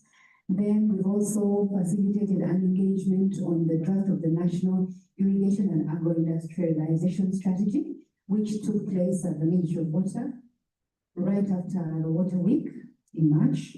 And then we've also facilitated review of the protection of the sovereignty bill, which all of you I'm sure are aware of. We did this in partnership with the WASNet, whereby we mobilized our members, then we went, had an engagement, reviewed the bill, and then put together a team of members to come up with a position paper, which was forwarded to Parliament. Then under results area number 2, regarding strategic partners and collaborations, not yet so far, that's why it's still a blank, but we still have time, and we hope to get resources, either in kind or financial. Then under results area number 3, regarding advocacy voices, we have that position on the protection of sovereignty bill was presented at Parliament, and next week I'll be circulating the outcome of that position, because our team that presented this at Parliament already shared the outcome. Then we've also facilitated an engagement on forest crime, in particular targeting the youth dialogue, of which a couple of you, I'm aware, were in attendance and participated. That was during the week 2026. And then we've also facilitated, in partnership with networks, we facilitated the post-COP30 dialogue, which Anthony, we did with KANU. So that dialogue dissemination, one came out of the post-COP30. We facilitated it in partnership with KANU, and also in preparation for the roadmap to bond SB Star and that, from which Anthony has just come back from. He will share more regarding that. And then those abbreviations stand for that. SBSTA stands for Subsidiary Body of Scientific and Technology Advancement. SBI is subsidiary for implementation. Then still under resource area number 3, we have organized, the members' exhibition during the week. We set out this call to all our members to come and exhibit what they are doing. And I'm proud to say that we did post some photographs from that day, showing our exhibitors who were visited. Our tent, our exhibition was visited by the Vice President, yes. Then we also, right now at the moment in the pipeline, we are preparing on a newsletter as a tribute to WEN 2026. As we're all aware, the physical celebrations were cancelled. So our newsletter is underway. Chairman Gaster is helping us with that. We are working on the final edits. So this is sort of, it's geared towards advocacy, okay? Advocacy in line with the theme for WEN 2026. And finally, we also organize an engagement on integration of health aspects into climate change. Specifically, this was a physical engagement that was held earlier this year. Then under results area number 4, regarding governance, like I said, those are mostly internal. So far, those internal aspects kind of influence activities of the members, their capacity builds and so on. So they filter into the members' activities. So far we have held a regional node leaders, we held a meeting for the node leaders. And then we also recently held a meeting for all those members that fall under those nodes, specifically members that we had lost touch with that had become dormant. So it was geared towards reactivating the regional nodes. So moving on down, let's slide down. Still under results area number 4. This steering committee, as you can see, is in the pipeline. We're in the process of organizing for it. It will be sometime next week, hopefully. And then regarding growing our network, we have set in motion the process of enlisting more members. We have applications already that are going to be vetted soon. Then results area number 5, the things that we have done under visibility and publicity. IEC materials, specifically brochures and banners. We have brochures which are under review. They'll be available at our secretariat within, I think, by close of July, they should be ready. We shall circulate. The soft copies and hard copies will be available at the secretariat. We can issue them to members that are interested, to circulate them during events, to publicize the network more. And then our website is continuously being updated. For example, all the newsletters of the previous years, 2024, 2025, are there. They're being posted on the website. And then the APPR report for 2024-2025 financial year was shared with everyone. The soft copy was circulated. And the hard print, we have it at the secretariat available if anyone is interested. But these days, soft copies are preferable. If you haven't received as a member, kindly let me know. Then I will do the needful. Under results area number 6, regarding financial resource base. So far, we were able to mobilize for some mega funding that facilitated participation of our members in May 2026. That money specifically helped us to print t-shirts that promoted visibility of the network. And we have some still available at the secretariat. If you're interested, kindly get in touch with us. And then, yes, that is it. Thank you. Thank you, Rachel, for taking us through the work plan and the other document that spells out what has been achieved this far. We want to go through all the presentations at once, and I would like to ask Robert. I won't mention the other name because I missed. I missed you. I tried planning your name, but I have failed. So I will call you Robert. Please kindly present to us what your network does. Okay, thank you so much. There's only one Robert, who is Senior Robert Wachika. So me, I'm John Robert Biachra. Thank you. Yeah, okay. Thank you so much, Mr. Custer. Round of applause for Mr. Custer for good moderation. Thank you so much. My name is John Robert Biachra, as I've been calling. Okay. Yeah. I am very, very happy about so far the presentations. I'm excited. If you're excited, just like me, put up your hand. Aha, that's good. That's good. I want to salute Emily for bringing us together. Although we are hubs and networks, and we are already doing incredible work in our communities and in our spaces, and it's also good that we synergize, learn for one another and be able to see how we can shoot in the same direction. Okay. I also want to salute the WWF for enabling this conversation. At the time when the funding for civic space is shrinking, WWF remains a giant in the space and is able to support us. Okay. So I think people have slept for long in Augusta. I see the energy levels are slightly down, but I will start off with in the environmental space. We have the culture. We have the culture. So when I say something, you say oil. Okay. So I will start with saying Augusta Trito oil. Augusta Trito oil.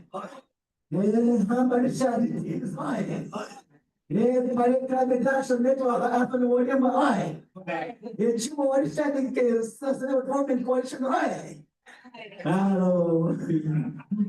So try and cheer up.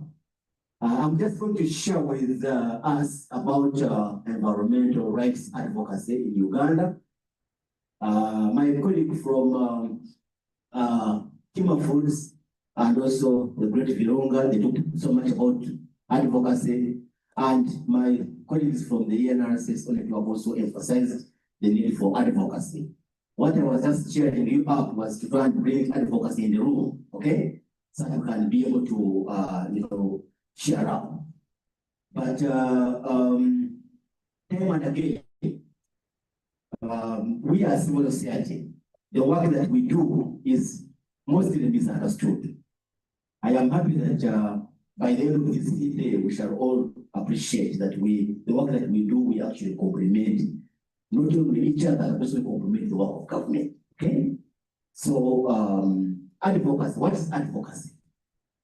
By show of hands, what is advocacy? Because sometimes we use this technical language and people think that it is we are going to what is advocacy? You understand when you say advocacy, that we do advocacy. I like it when Rachel said we are focusing on advocacy. What is advocacy?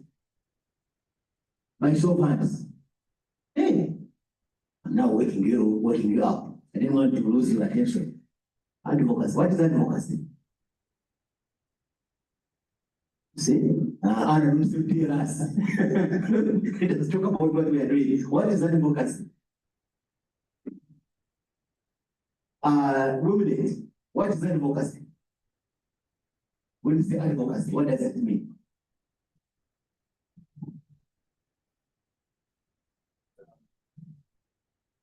Yes. What is advocacy?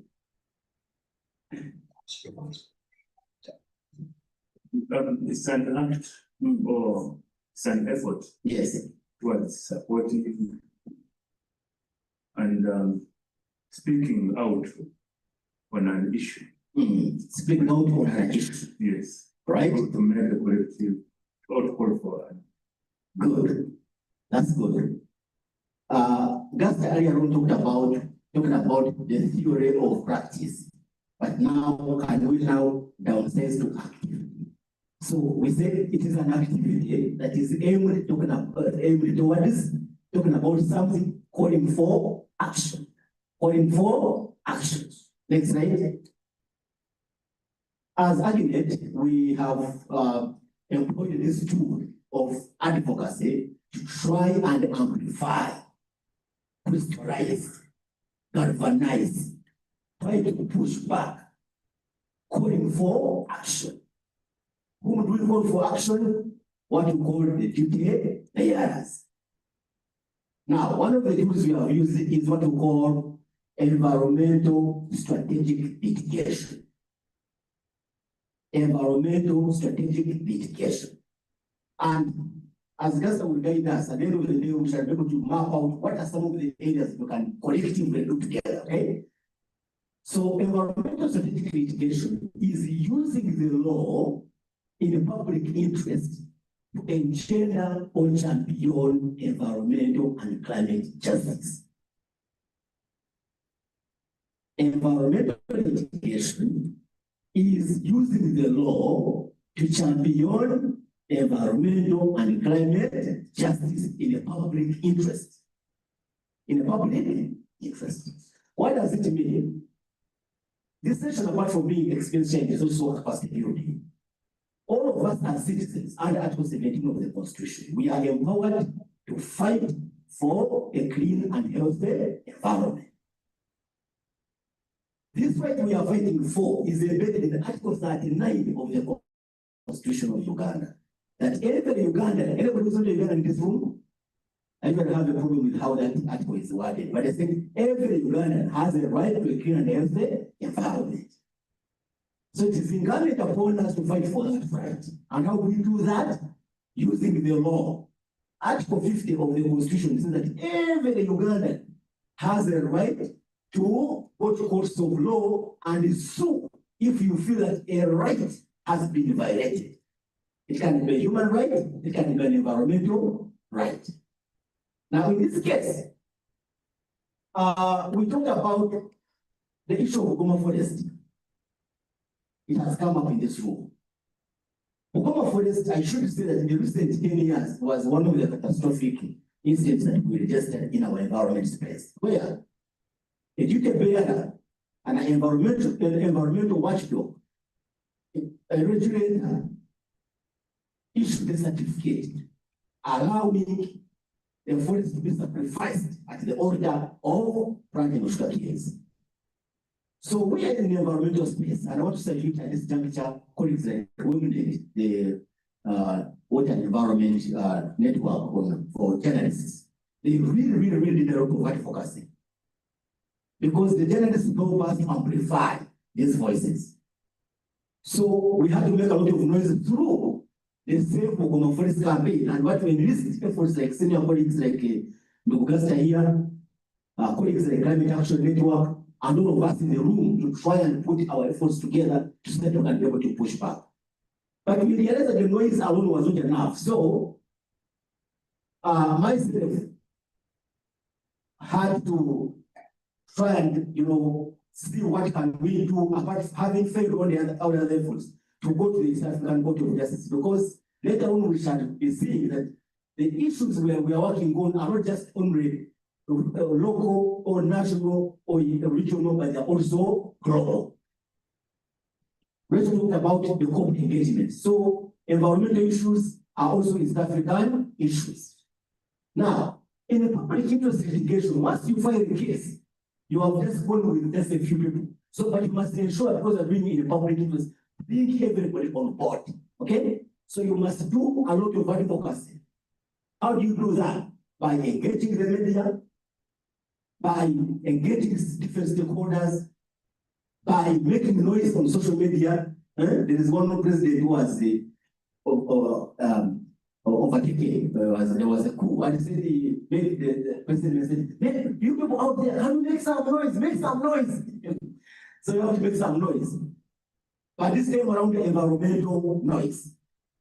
And I want to say that because of that effort, there have been some two successes we have registered. Number one, the case is ongoing with closed order submissions, and we are hoping, first of all, we got a restoration order from NEMA under the leadership of Dr. Kangwasa. We got a restoration order, and recently the president issued an executive directive to the Prime Minister saying that the forest should be moved from Ministry of Water and Environment to Uganda Wildlife Authority, and that process has been undertaken. The forest has been now promoted from a central forest reserve to a national forest, and it is now fully guarded with the game rangers, and it enjoys all the protection national parks have. But that's not enough. We must continue the advocacy. We must continue what?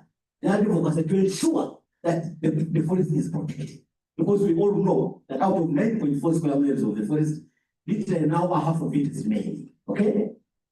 So for having undertaken this effort at the South African level, we were able to amplify the struggle for environmental justice, not only at the national level, but also at the South African level. And that is the power of civil society, the power of networking, the power of collective effort. Next. Was just talking about the case, I'll just explain that. Next, please, because I want to time. Now, one of the issues that is very critical is the issue of access to information. Okay? I was impressed by the presentation so far made by colleagues. It is very clear that you are all armed with information. Okay? But we need more information. Why? Because information is power. Information is what? Power. One of the ways how you can strategically push back and be able to engage the different stakeholders with authority is when you are armed with the right information. Okay? Article 41 of the Constitution provides that every Ugandan has the right to access public information, including environmental information. All right? So one of the things that we may have agreed to collectively work on as different networks and hubs is how we struggle to ensure that information that we, the people, the citizens, civic space, are supposed to access, we access. Because as we shall all agree that it is a hurdle, just like the Bible says, it is easier for a camel to pass through the eye of the needle than a civil society organization to access information. Because they know once you actually have information, you will become a big one. And that is why part of the change that we really faced, we were actually, for example, filing the case on a global forest. You can't go to court when you don't have information. So personally, I have found myself in a situation together with colleagues in the network to access information, environmental information, because Section 5 of the National Environment Act lays out principles of environmental management. And it says that every development must undertake an environmental and social impact assessment. Now, these reports, once they are published, are supposed to be made available to us, the people, but in most cases, they're not made available. So how do we ensure that we actually get information? Secondly, most of us have published very good information. I must say, Anna, the other day, I took them off to read the publication that, for example, Accord has done, and you have done incredible work publishing this information. Okay, so, for example, Emily, if you publish the information, like I was sharing with Viva minutes ago, this information is being relayed on YouTube. Any person who will go there at any time will access this what? Information. So the issue of access to information from within ourselves, but also from duty bearers, is a lot of work that we must do. Those of us that were involved in yesterday's conversion of the guidelines, the reductions of guidelines and for the district climate action plans, all that is work that we must do. I don't know, Mr. Mulino talked about the formation of the environment, district environment committees. All that is information we must access, okay? So the issue of access to information is an area that really brings us together as an area that we're involved. Now, when we want to remember to access the information, one of the issues that they use is to prohibit you from accessing information.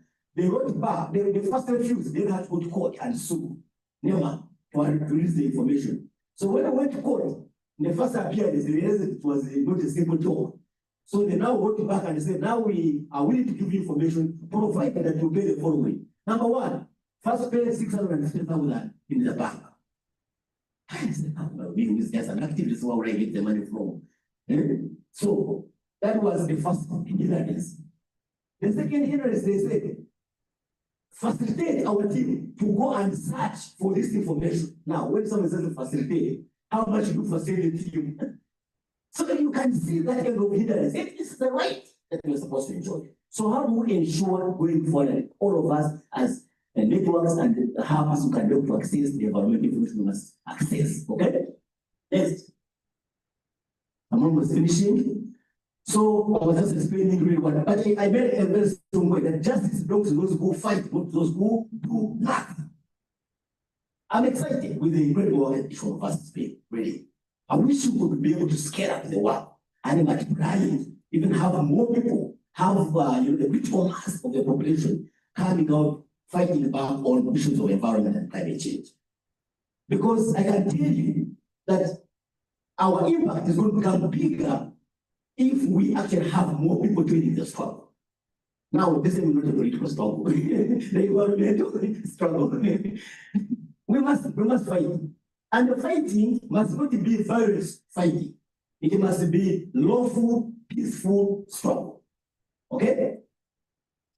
We shall see later on how. Next, please, finally. Natural litigation.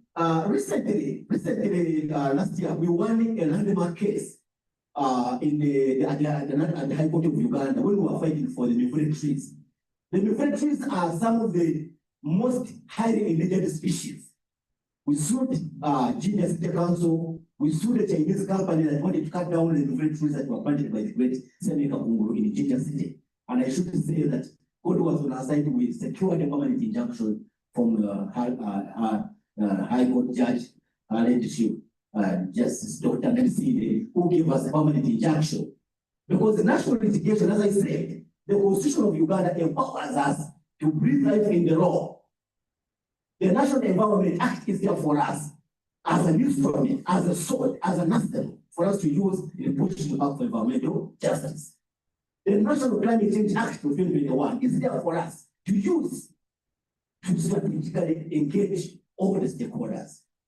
And I can tell you that once these people realize that we are very, very far from the law, they will actually find a way how to negotiate. And they say, okay, so what can we do? Because they realize that they are really pushing back. Okay? So the process of filing the case is that you may not necessarily yourself do a case. If, for example, Webinet files a case, or TikTok files a case, or Teams Uganda files a case, or Accord, or Environmental Alert, all of us can provide affidavits. Now, affidavits in evidence law is the evidence to provide 20% the judge to make a decision in your favor. Okay? But remember, in the public interest, you are pursuing in a public interest, not for your own interest. You know, it's not a Robert versus so and so that you maybe have a dispute. No, you are pursuing the environmental cause for this generation and for the generations to come.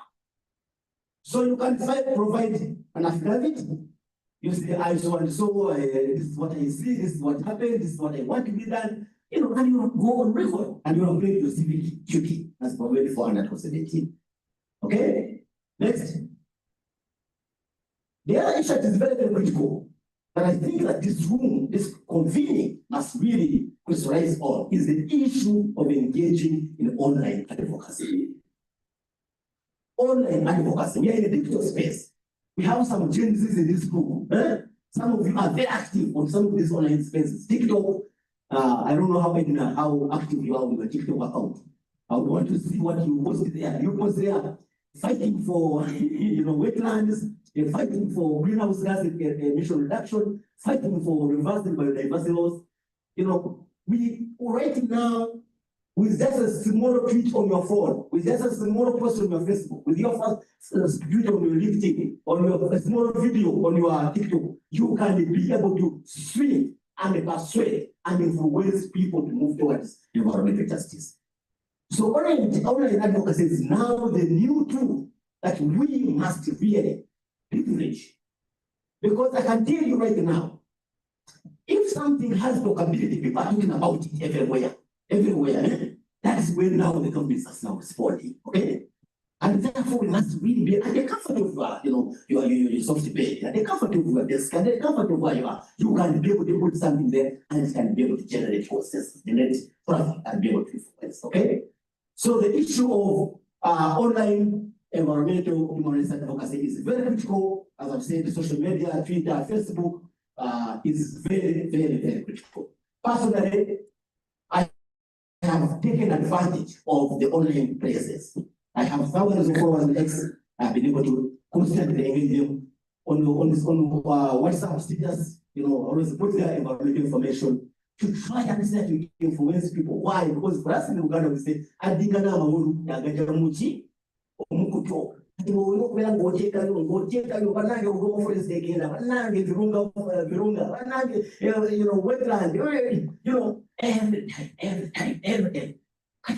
there's one person who told me, said, whenever I'm going to cut a tree and I think about it, I think that you're even looking at me. I feel very shy. Why? Because the constant they put there, use cartoons, use what, use animation, so you can be able to influence and persuade the people this what you love. And we can bring together as a network and as hubs, right? The other point still on that before I keep moving of it is that if, for example, one of us tweets or posts, it is incumbent upon us hey, why should you see my post and just leave it? Don't get you retweet, repost, certainly. People can, audience can see what it's important. Let me show you a classic example. I was hosted on NBS Morning, please. And the biggest moral video when I was underpinning issues of disaster risk reduction. They can do like this wonderful project, small, maybe about 50 seconds or 1 minute, and they do it. So I repeated, and before you knew, there's a friend of mine called Vanessa. She repeated it and repeated. And before you know it, everybody talking, global. And I became a celebrity for 1 minute. Everybody talking about what we are doing. So it's important. Please, let us leverage online, advocacy. Next, please. Before the guest doesn't send me here. For 39, I talked about it. The issue of the shrinking environmental sleeping space is the elephant in the room that we must confront. Our space is really, really not only just even shrinking, but it's even closing up. It was then when we used to have, the entire of this room when it is full. Someone is sabotaging me. Okay. Can I have another microphone, please? So the civic space.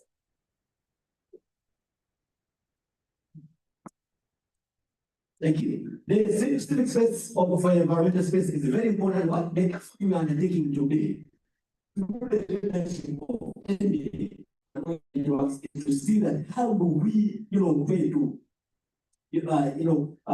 strategically find how we can survive, because we must survive. Okay, we must survive. I talked about it, please. If you forget everything about my presentation, just know that you are right. For a clean and earth environment is embedded within Article 39 of the Constitution. A right is a right, not a privilege. Nobody is doing you a favor by ensuring that you enjoy, you breathe clean air, or you drink clean water, or you eat food which is not polluted. It is a right as per the Constitution. All right? Article 17 gives us the duty. When you sit down on your duty and say, for me, that one doesn't concern me. It is that we are you fight for us. The Chimwas you fight. The Casters you plant the trees. The Virunga. We all have the duty. We have the command of the Constitution to play our civic duty. All right? Challenges, they are there. I will share with you the one. You have seen, for example, let me hint on this issue of people who have been raising concerns about the oil and gas. As you know, Uganda's focus in the next 15 years is to grow our GDP tenfold from the current $50 billion to $500 billion. And the focus under the ATMs, the agro-industrialization, tourism, mineral resources, science, technology, and innovation, is that government is focusing on exploiting our oil and gas, right? And the focus is that the current statistics show that we have about 1.4 to 1.6 billion barrels of recoverable oil, and the government expects to have about $6 billion US. Now, that is really very serious. And I don't know, personally, will be telling us about the challenges we're facing with the climate finance negotiations. That as we push for the green transition, energy transition on the other side, also the other side of the fossil industries, what they're also pushing back. So how do we strike environmental conservation and growing the GDP involved? So this is a big paradox that we must really contend with. So we've been seeing that people have been talking about issues of ECOP, and they've been saying stop ECOP, and all of them, you step out and you are picked up by police. So that has been a big challenge that we must all understand. While it is important that we must be able, one time I was presiding over the Environment Parliament. We have the Environment Parliament that sits at the Parliament of Uganda. And we had people, members of Parliament, ministers, and were saying, you environmental activists, you environmental defenders, you are becoming a poverty conservationists. You don't want us to grow. You don't want us to develop. You don't want us to grow our GDP. And I said, as the speaker, of course, the speaker of veto power, I said, what we are talking about is the need for sustainable development. Balancing development with environmental conservation. We can develop at the same time when we are conserving our environment, as provided for under the laws of Uganda. So it's very, very critical that if we bring out these issues, how you bring out something is one thing, and how you bring it out is another, right? And how do you speak, how do you engage different players? Because at the end of the day, you want to influence, you want to persuade them and swing them in your direction. So how do you do that? And I think that this convening of hubs and networks is going to give us the best practices, how we really engage players. Next. Recommendations. I'm now on the slide. Recommendations. What do I recommend? I recommend that we need more intentional collaboration. And I'm personally very, very, very excited. And I embrace this convening that we are now mapping out ways how do we intentionally collaborate. Because all of us are doing wonderful work there. But how do we ensure that we synergize, we strengthen one another? So we must be intentional and we must collaborate. The issue of, for example, access to, for example, like environmental information. For example, I have an EIA report, and I know that, let's say, the Coalition for Sustainable Development is doing, doing some work or in certain given period project. I should be able to give them that information. Okay.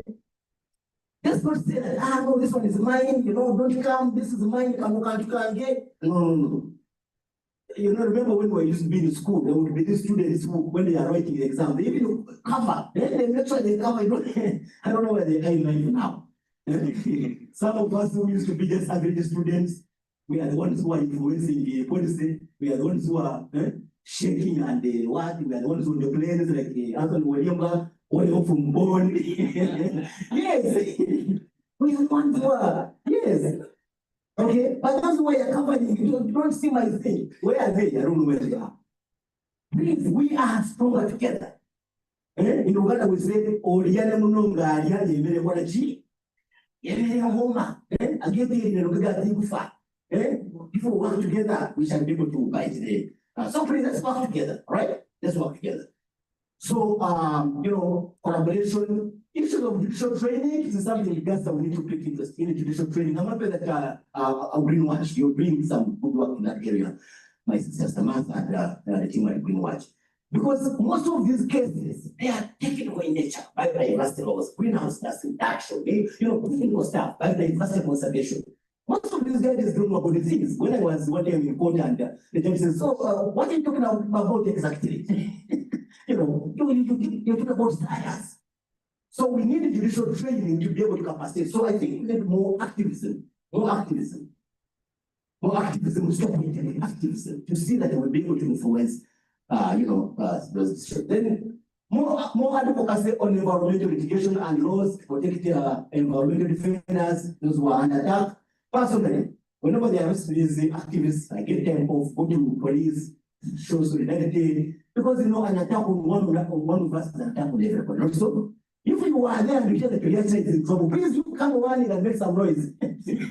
don't let me die alone. Yes. You remember, I guess the point where our colleague Aaron Chiza, one of the outstanding environmental human rights defender, when he got trouble with the military code, most of us came and ride around him. We used to visit him in prison and show solidarity. This is what you need at that level. Okay?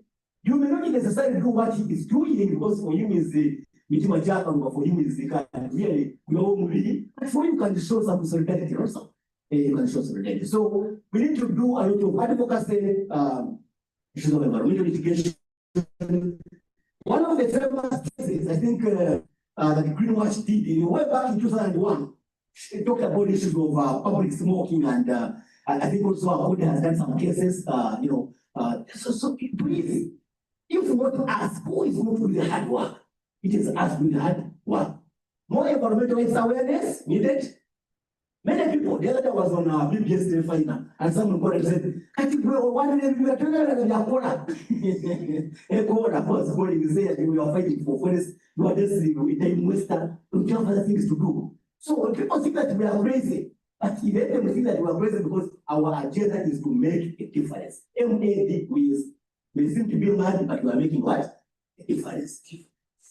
So awareness, please, leverage your spaces. Mainstream media, when we need, we are counting on you. For me, I made intention. Every week I must appear either in the Daily Monitor, either in New Vision, either in one of the traditional media houses. Yes, anybody can write articles, do what? Hey, social media, digital spaces, I'm talking about it. For me, I'm going to visit all your handles and see what you're posted there. You should be able to put information. Even when you look out something.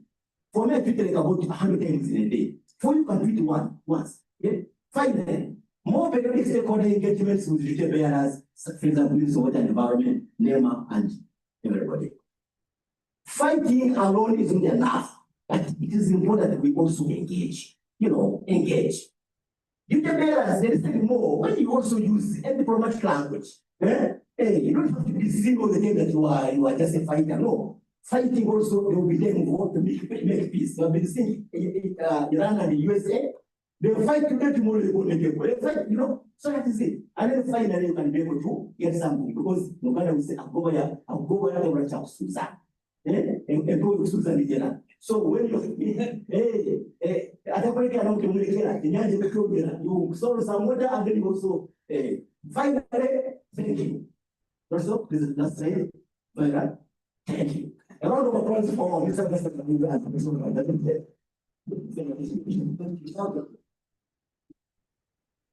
What can I say? What I can say is thank you for that elaborate presentation. And I can summarize it in one sentence. That justice belongs to those who fight. We shall have to continue fighting, not only fighting, but the way you talk, we should also adapt the way you talk. Colleagues,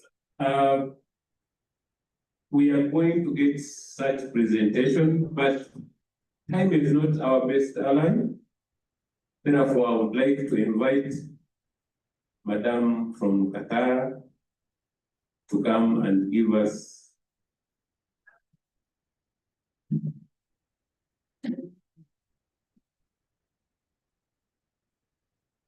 what do you mean? You are not ready? Maybe after 2 presentations. Who is ready? Who is ready? Okay, Mr. Walimbo.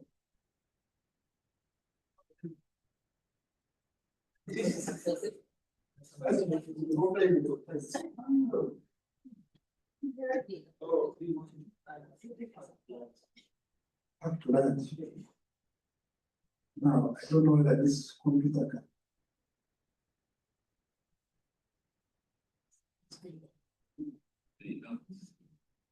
Yeah.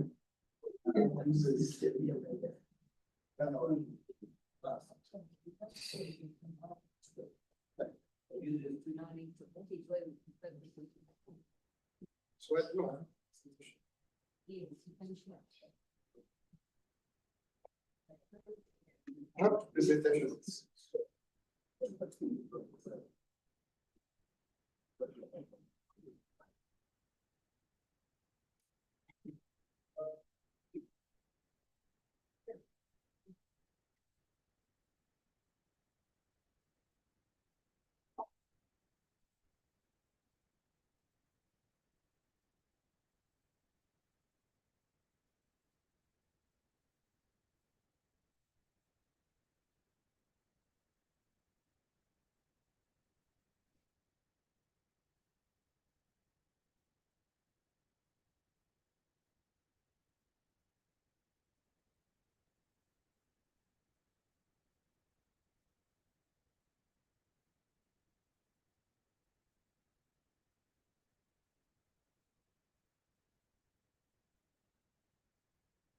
As Anthony prepares his presentation, I would like to know who is ready, who is not.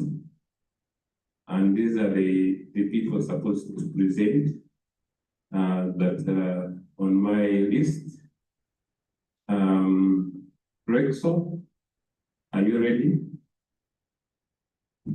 Rexo, not. Yeah, you are ready. Katara, Katara and you are Rafi. Are you ready? Yes, you are ready. And yeah, those are the ones left. So after Anthony presenting to us, we shall go to Rexo, then Katara, and you are Rafi.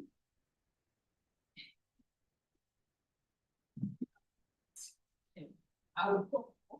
And can I say something before? Then this group is ready. So, mine is very simple. Good afternoon, everyone. You guys, only this guy is active. That's how are you today? You're good, eh? Thanks. Should I do like a pastor or like the ordinary person? Like a pastor? I'm worse than Ramshana, so you might get a review of me. Now, I'm going to speak about how to presentations. One about Scan Uganda, then another one about the UNF preposing processes. What just transpired in the roadmap, but I will not talk about the convention. Mr. Matike is expert on that. So I'll strictly talk about what we are looking, what happened, just a snippet. So what happened, and then what we need to do as civil society moving forward. For now, it's about can you, this first presentation, can Climate Action Network Uganda was formed in around 2009 formally, but existed as of 2002, very informal. 2009 as an informal network, no, 2002 as an informal network, 2009 recognized by new members, but as a loose network. Then later on in about 2013, 16, there we started on the process of registering it as a legal entity. Okay? Yeah, because the affiliation we have required us to register, all nodes required to be registered in their countries of operation, because we run our own budgets and programs. Initially, we were hosted by Oxfam and ECO. So CAN Uganda is it's a network-based organization. It's a network basically advancing climate action here in Uganda and beyond.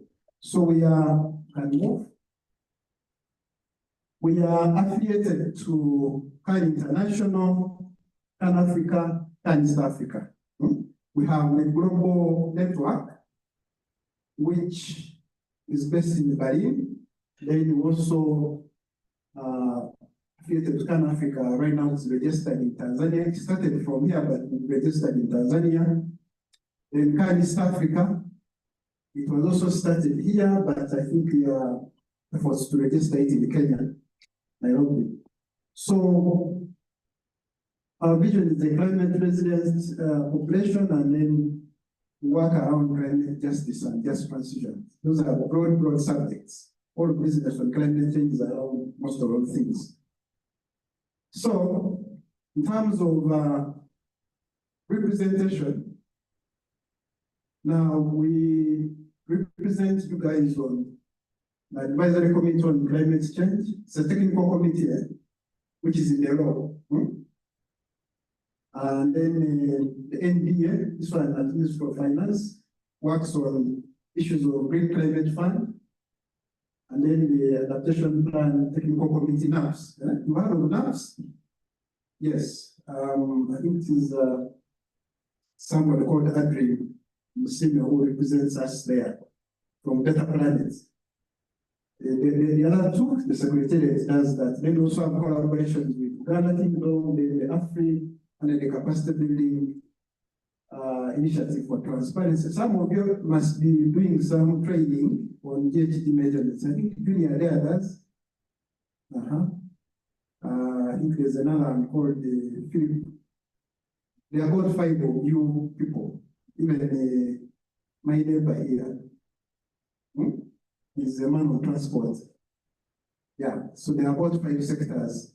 So that program is running at the Ministry of Water under the DCC, Department for Climate Change and Carbon Trade. This DCCC.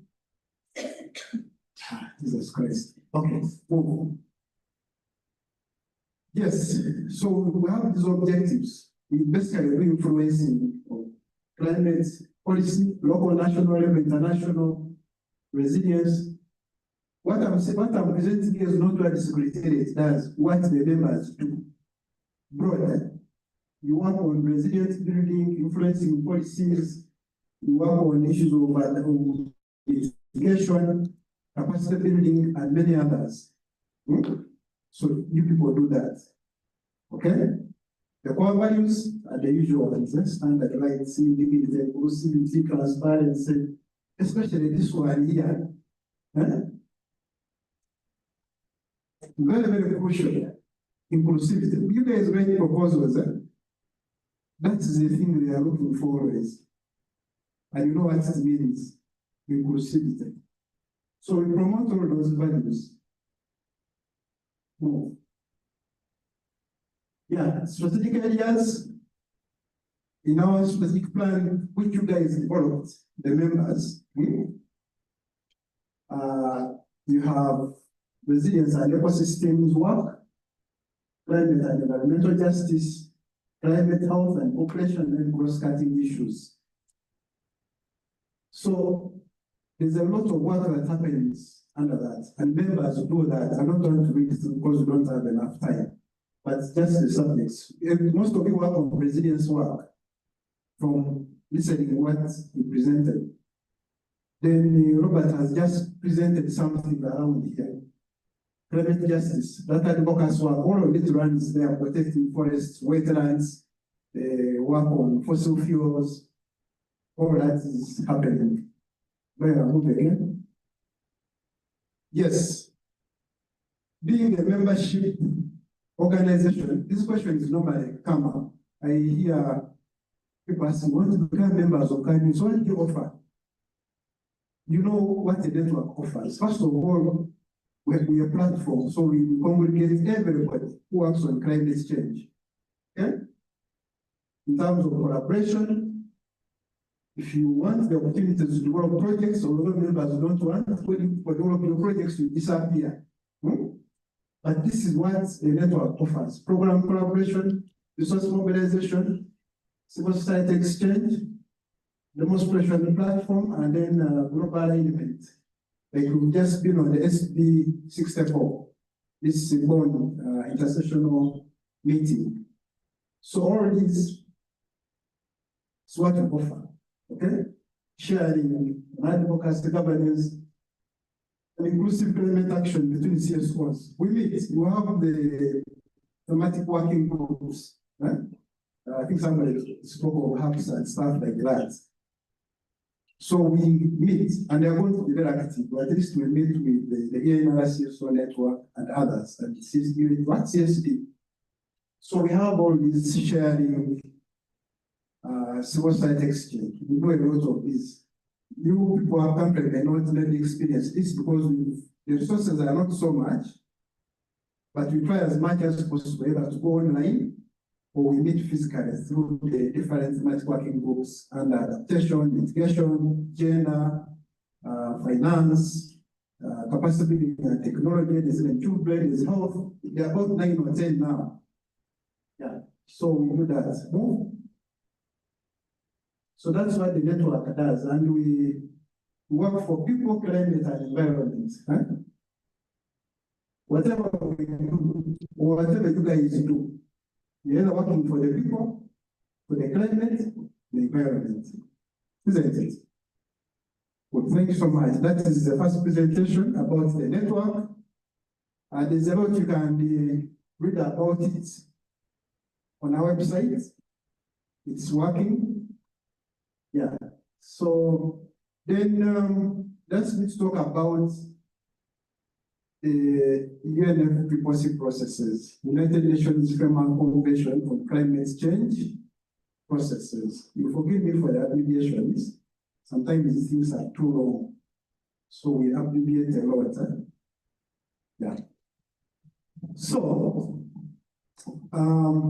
the 64th meeting for subsidiary body on technology, scientific and technology, then the subsidiary body on implementation just happened between the 8th and the 18th of June this year. These meetings happen every year. Okay? And the whole idea is to, at these meetings, the SBI and Substar, the subsidiary body on scientific and technological advancement, and the one for implementation, every year they happen. And this is why they put the text. I saw Mr. Opiyo around from the department. So the text for the next negotiations, they bring what happened in the last COP, there are new text for negotiations. So a lot happened from what happened COP, we had COP 30. You guys attended COP 30 better. Some of you, I didn't attend. Although I did. That one I didn't attend. I was in 29 and 28. So it's just a summary of what came out. Of course, when we go for the negotiations or for these technical meetings, normally we go with positions and interests, okay, as parties and as non-parties.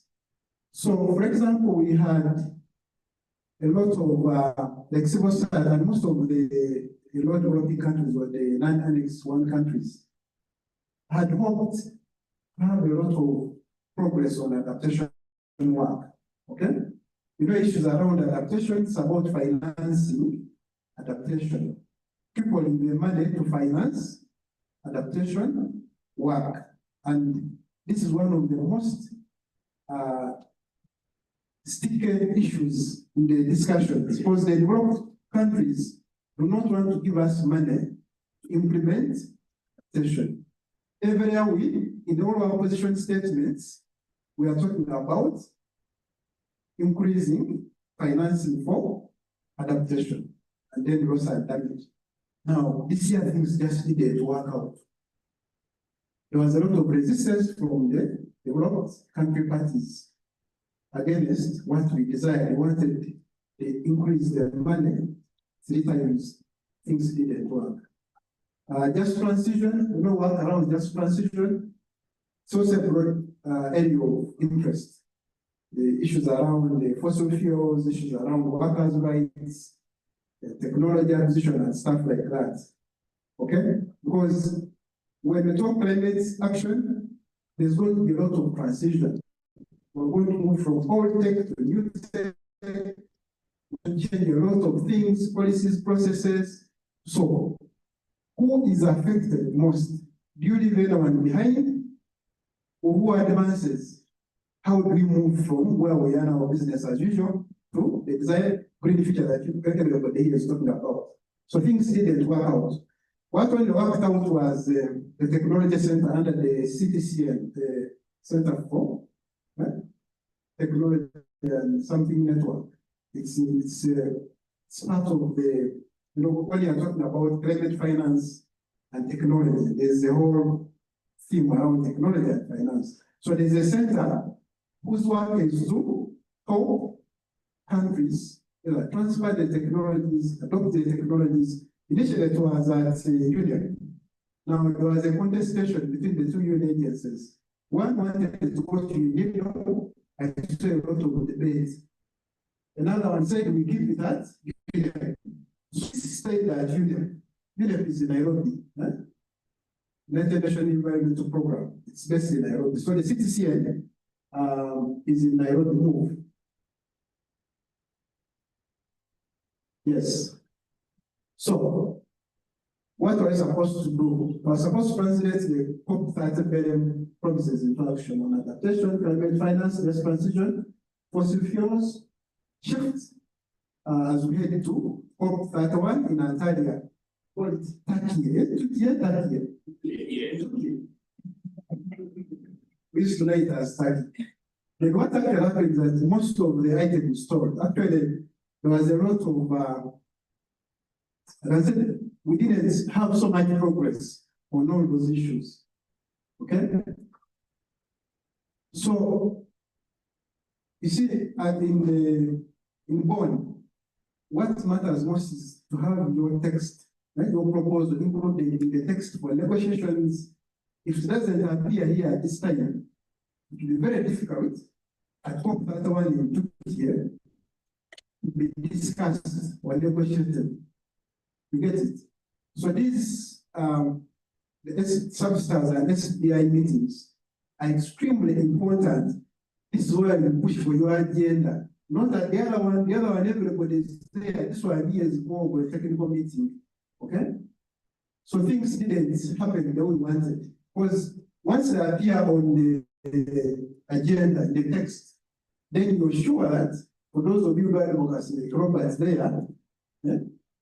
Robert, so you need your text to appear. And the way it appears, the way it's written and stuff like that, the nomenclature has already the wording happens here. Yeah? The bracketing and all those. If you see the text for COP negotiations, they put the things in the brackets, meaning the issues are supposed to be discussed at the next COP. Right? So things didn't happen. Boom.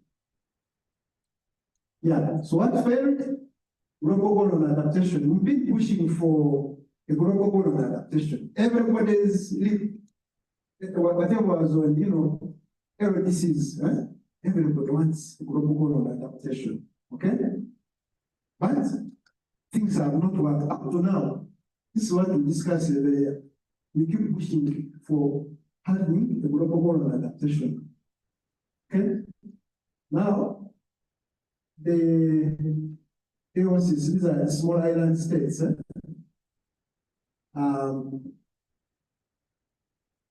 Because you see, what happened was the big brothers have refused to agree to have a common goal on adaptation. So they keep twisting things, keep changing goals, but there's still issues around financing because this means they are supposed to provide the money, no one wants to provide the money. Okay, and that's why they keep prolonging. They do a lot of work on indicators. They brought like 10,000.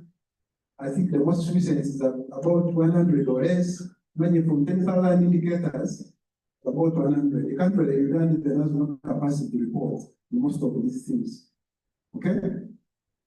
I already talked about adaptation finance. The finance guys, things didn't work out. Okay? We wanted more money for adaptation. You know, our challenge as a country is on adaptation. These disasters that you're seeing, flooding, there's a heat wave in the east and west, there are landslides. Around Lake Victoria, there's a lot of flooding. In Acholi, there's a lot of flooding. Okay? So we need the money for adaptation, and we need a lot of it. Okay? Things didn't work. Just transition mechanism, no agreement on mandate, governance, funding, and liquidity. Here, we've had a lot of talk. And LDCs saying we cannot continue dialoguing. We need action on just transition. We need money, we need technology and capacity. Technology, and the other thing called the CTC and So you need, as a country, you need money.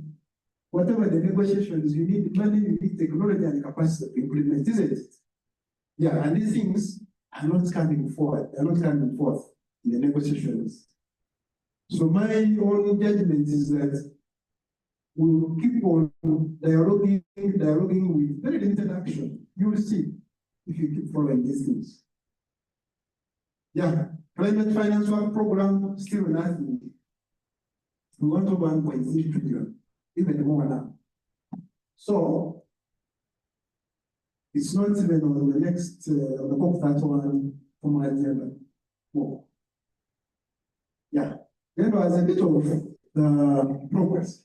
If you've been following the conversations, this year we had in April actually, I think April, May, mid-April, mid-May. There was a meeting in Colombia that's called the Santa Marta conference, where the main issue was on discussing the transition from fossil fuels to more cleaner or more green future. We have three things here. There is what's called phasing out, phasing down. Phasing out, they are asking countries to completely go out with fossil fuels. Phasing down, they are telling you, slowly move away, transition from a heavy carbon economy to a low carbon economy. Then there is also those who are phasing in, like Uganda. You know, Uganda is the oil is almost up, right, and running. I've been at those in the Terenga, I've been in the Kingfisher. The oil is almost coming out. Actually, the infrastructure is done. What is remaining is to conclude the piping. So what do you do?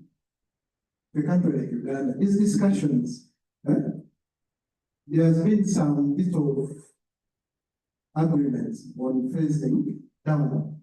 Now countries are saying, okay, slowly we shall do what? Phase out, but also increase on electrification. I think WWF was doing something called the RE 100%, where they are advocating for 100% renewable energy future. You could have participated in those activities. And Turkey is pushing for a target of 35% by 2035. Most of the targets are between 2030 and 2035. If you go to the UK, things around 2035 to completely electrify their transport sector. How you can grab for yourself, right? Yeah, in the climate trade dialogue, I saw my colleagues from Siatini. They have a meeting. I think somebody called Herbert Cafe was in that meeting. They just concluded SP64. So the CTC, this technology center, I told you already, will still host it. Whether it's good news, I don't know. People want a UNIDO. But UN agencies are all the same. So the Just Transition Work Program, there was terms of reference for COP31 review, and then the Belém Antalya mechanism going to work later. You know, there was some outcome at Belém in Brazil. So you need to read a lot of these BAM and that stuff like that. Continue. About food. Yeah, so what do we need to do? In summary, what we're going to do,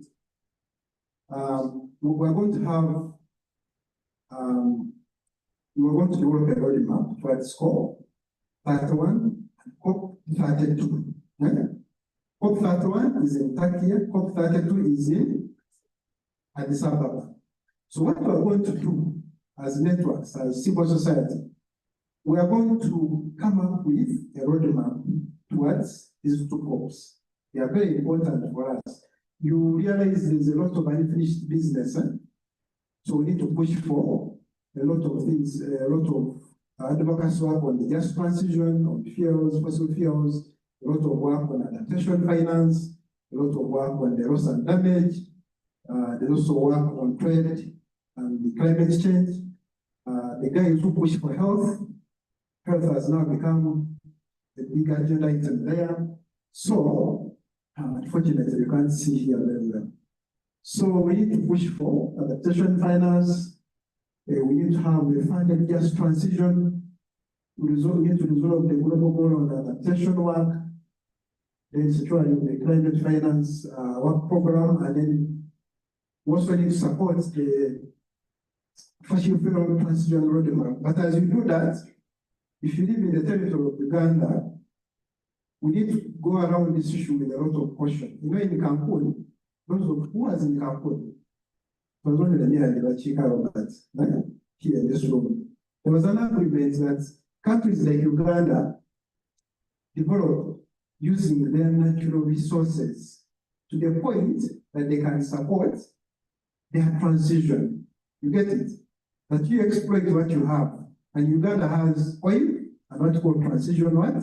Minerals. So we need to exploit our resources, use it for development, the green development. That's what they mean, not the other conventional development. To the point that you can now transition well to the more green, or low carbon, like I think the DCCT talks of low carbon development pathway of future. Okay? So we need to use these resources. So this is one of the most controversial issues around just transition. Should Uganda stop its oil and gas development programs?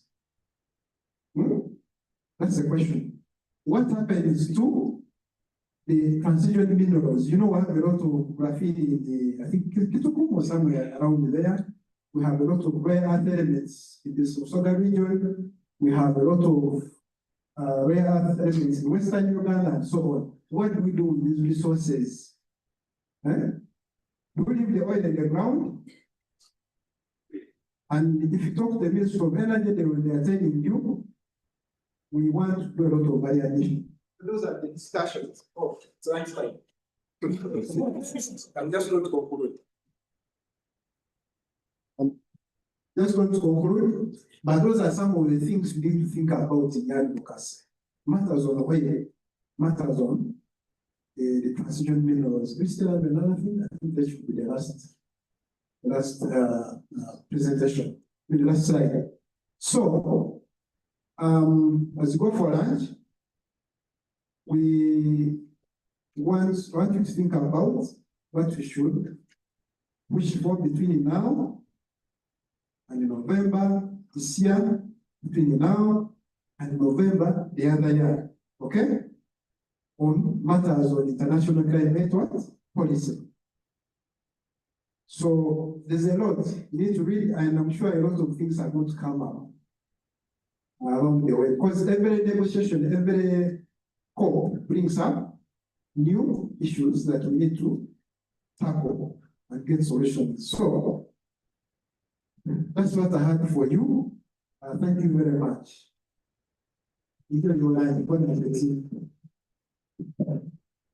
Are you going to pay for the lunch?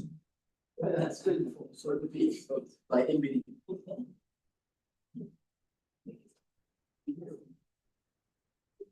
Colleagues,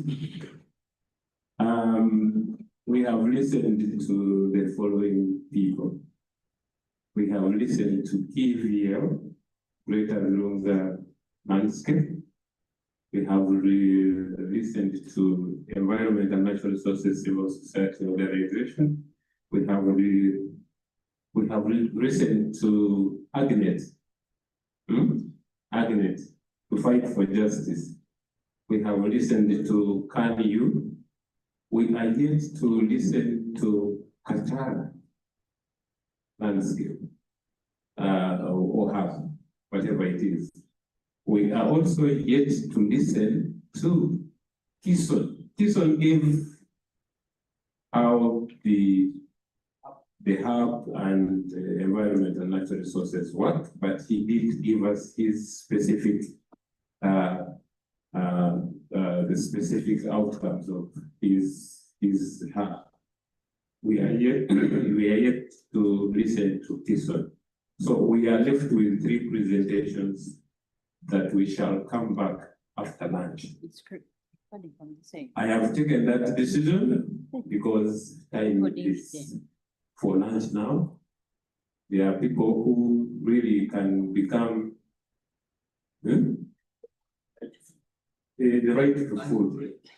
And Carol is looking at me very, very perturbed in case we do not allow her to go for lunch.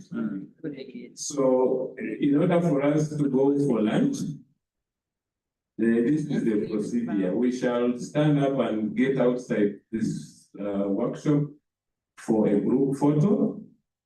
We take a group photo, and after the group photo, we go for lunch. And after lunch, we come back. And all that we shall have to do in 1 hour.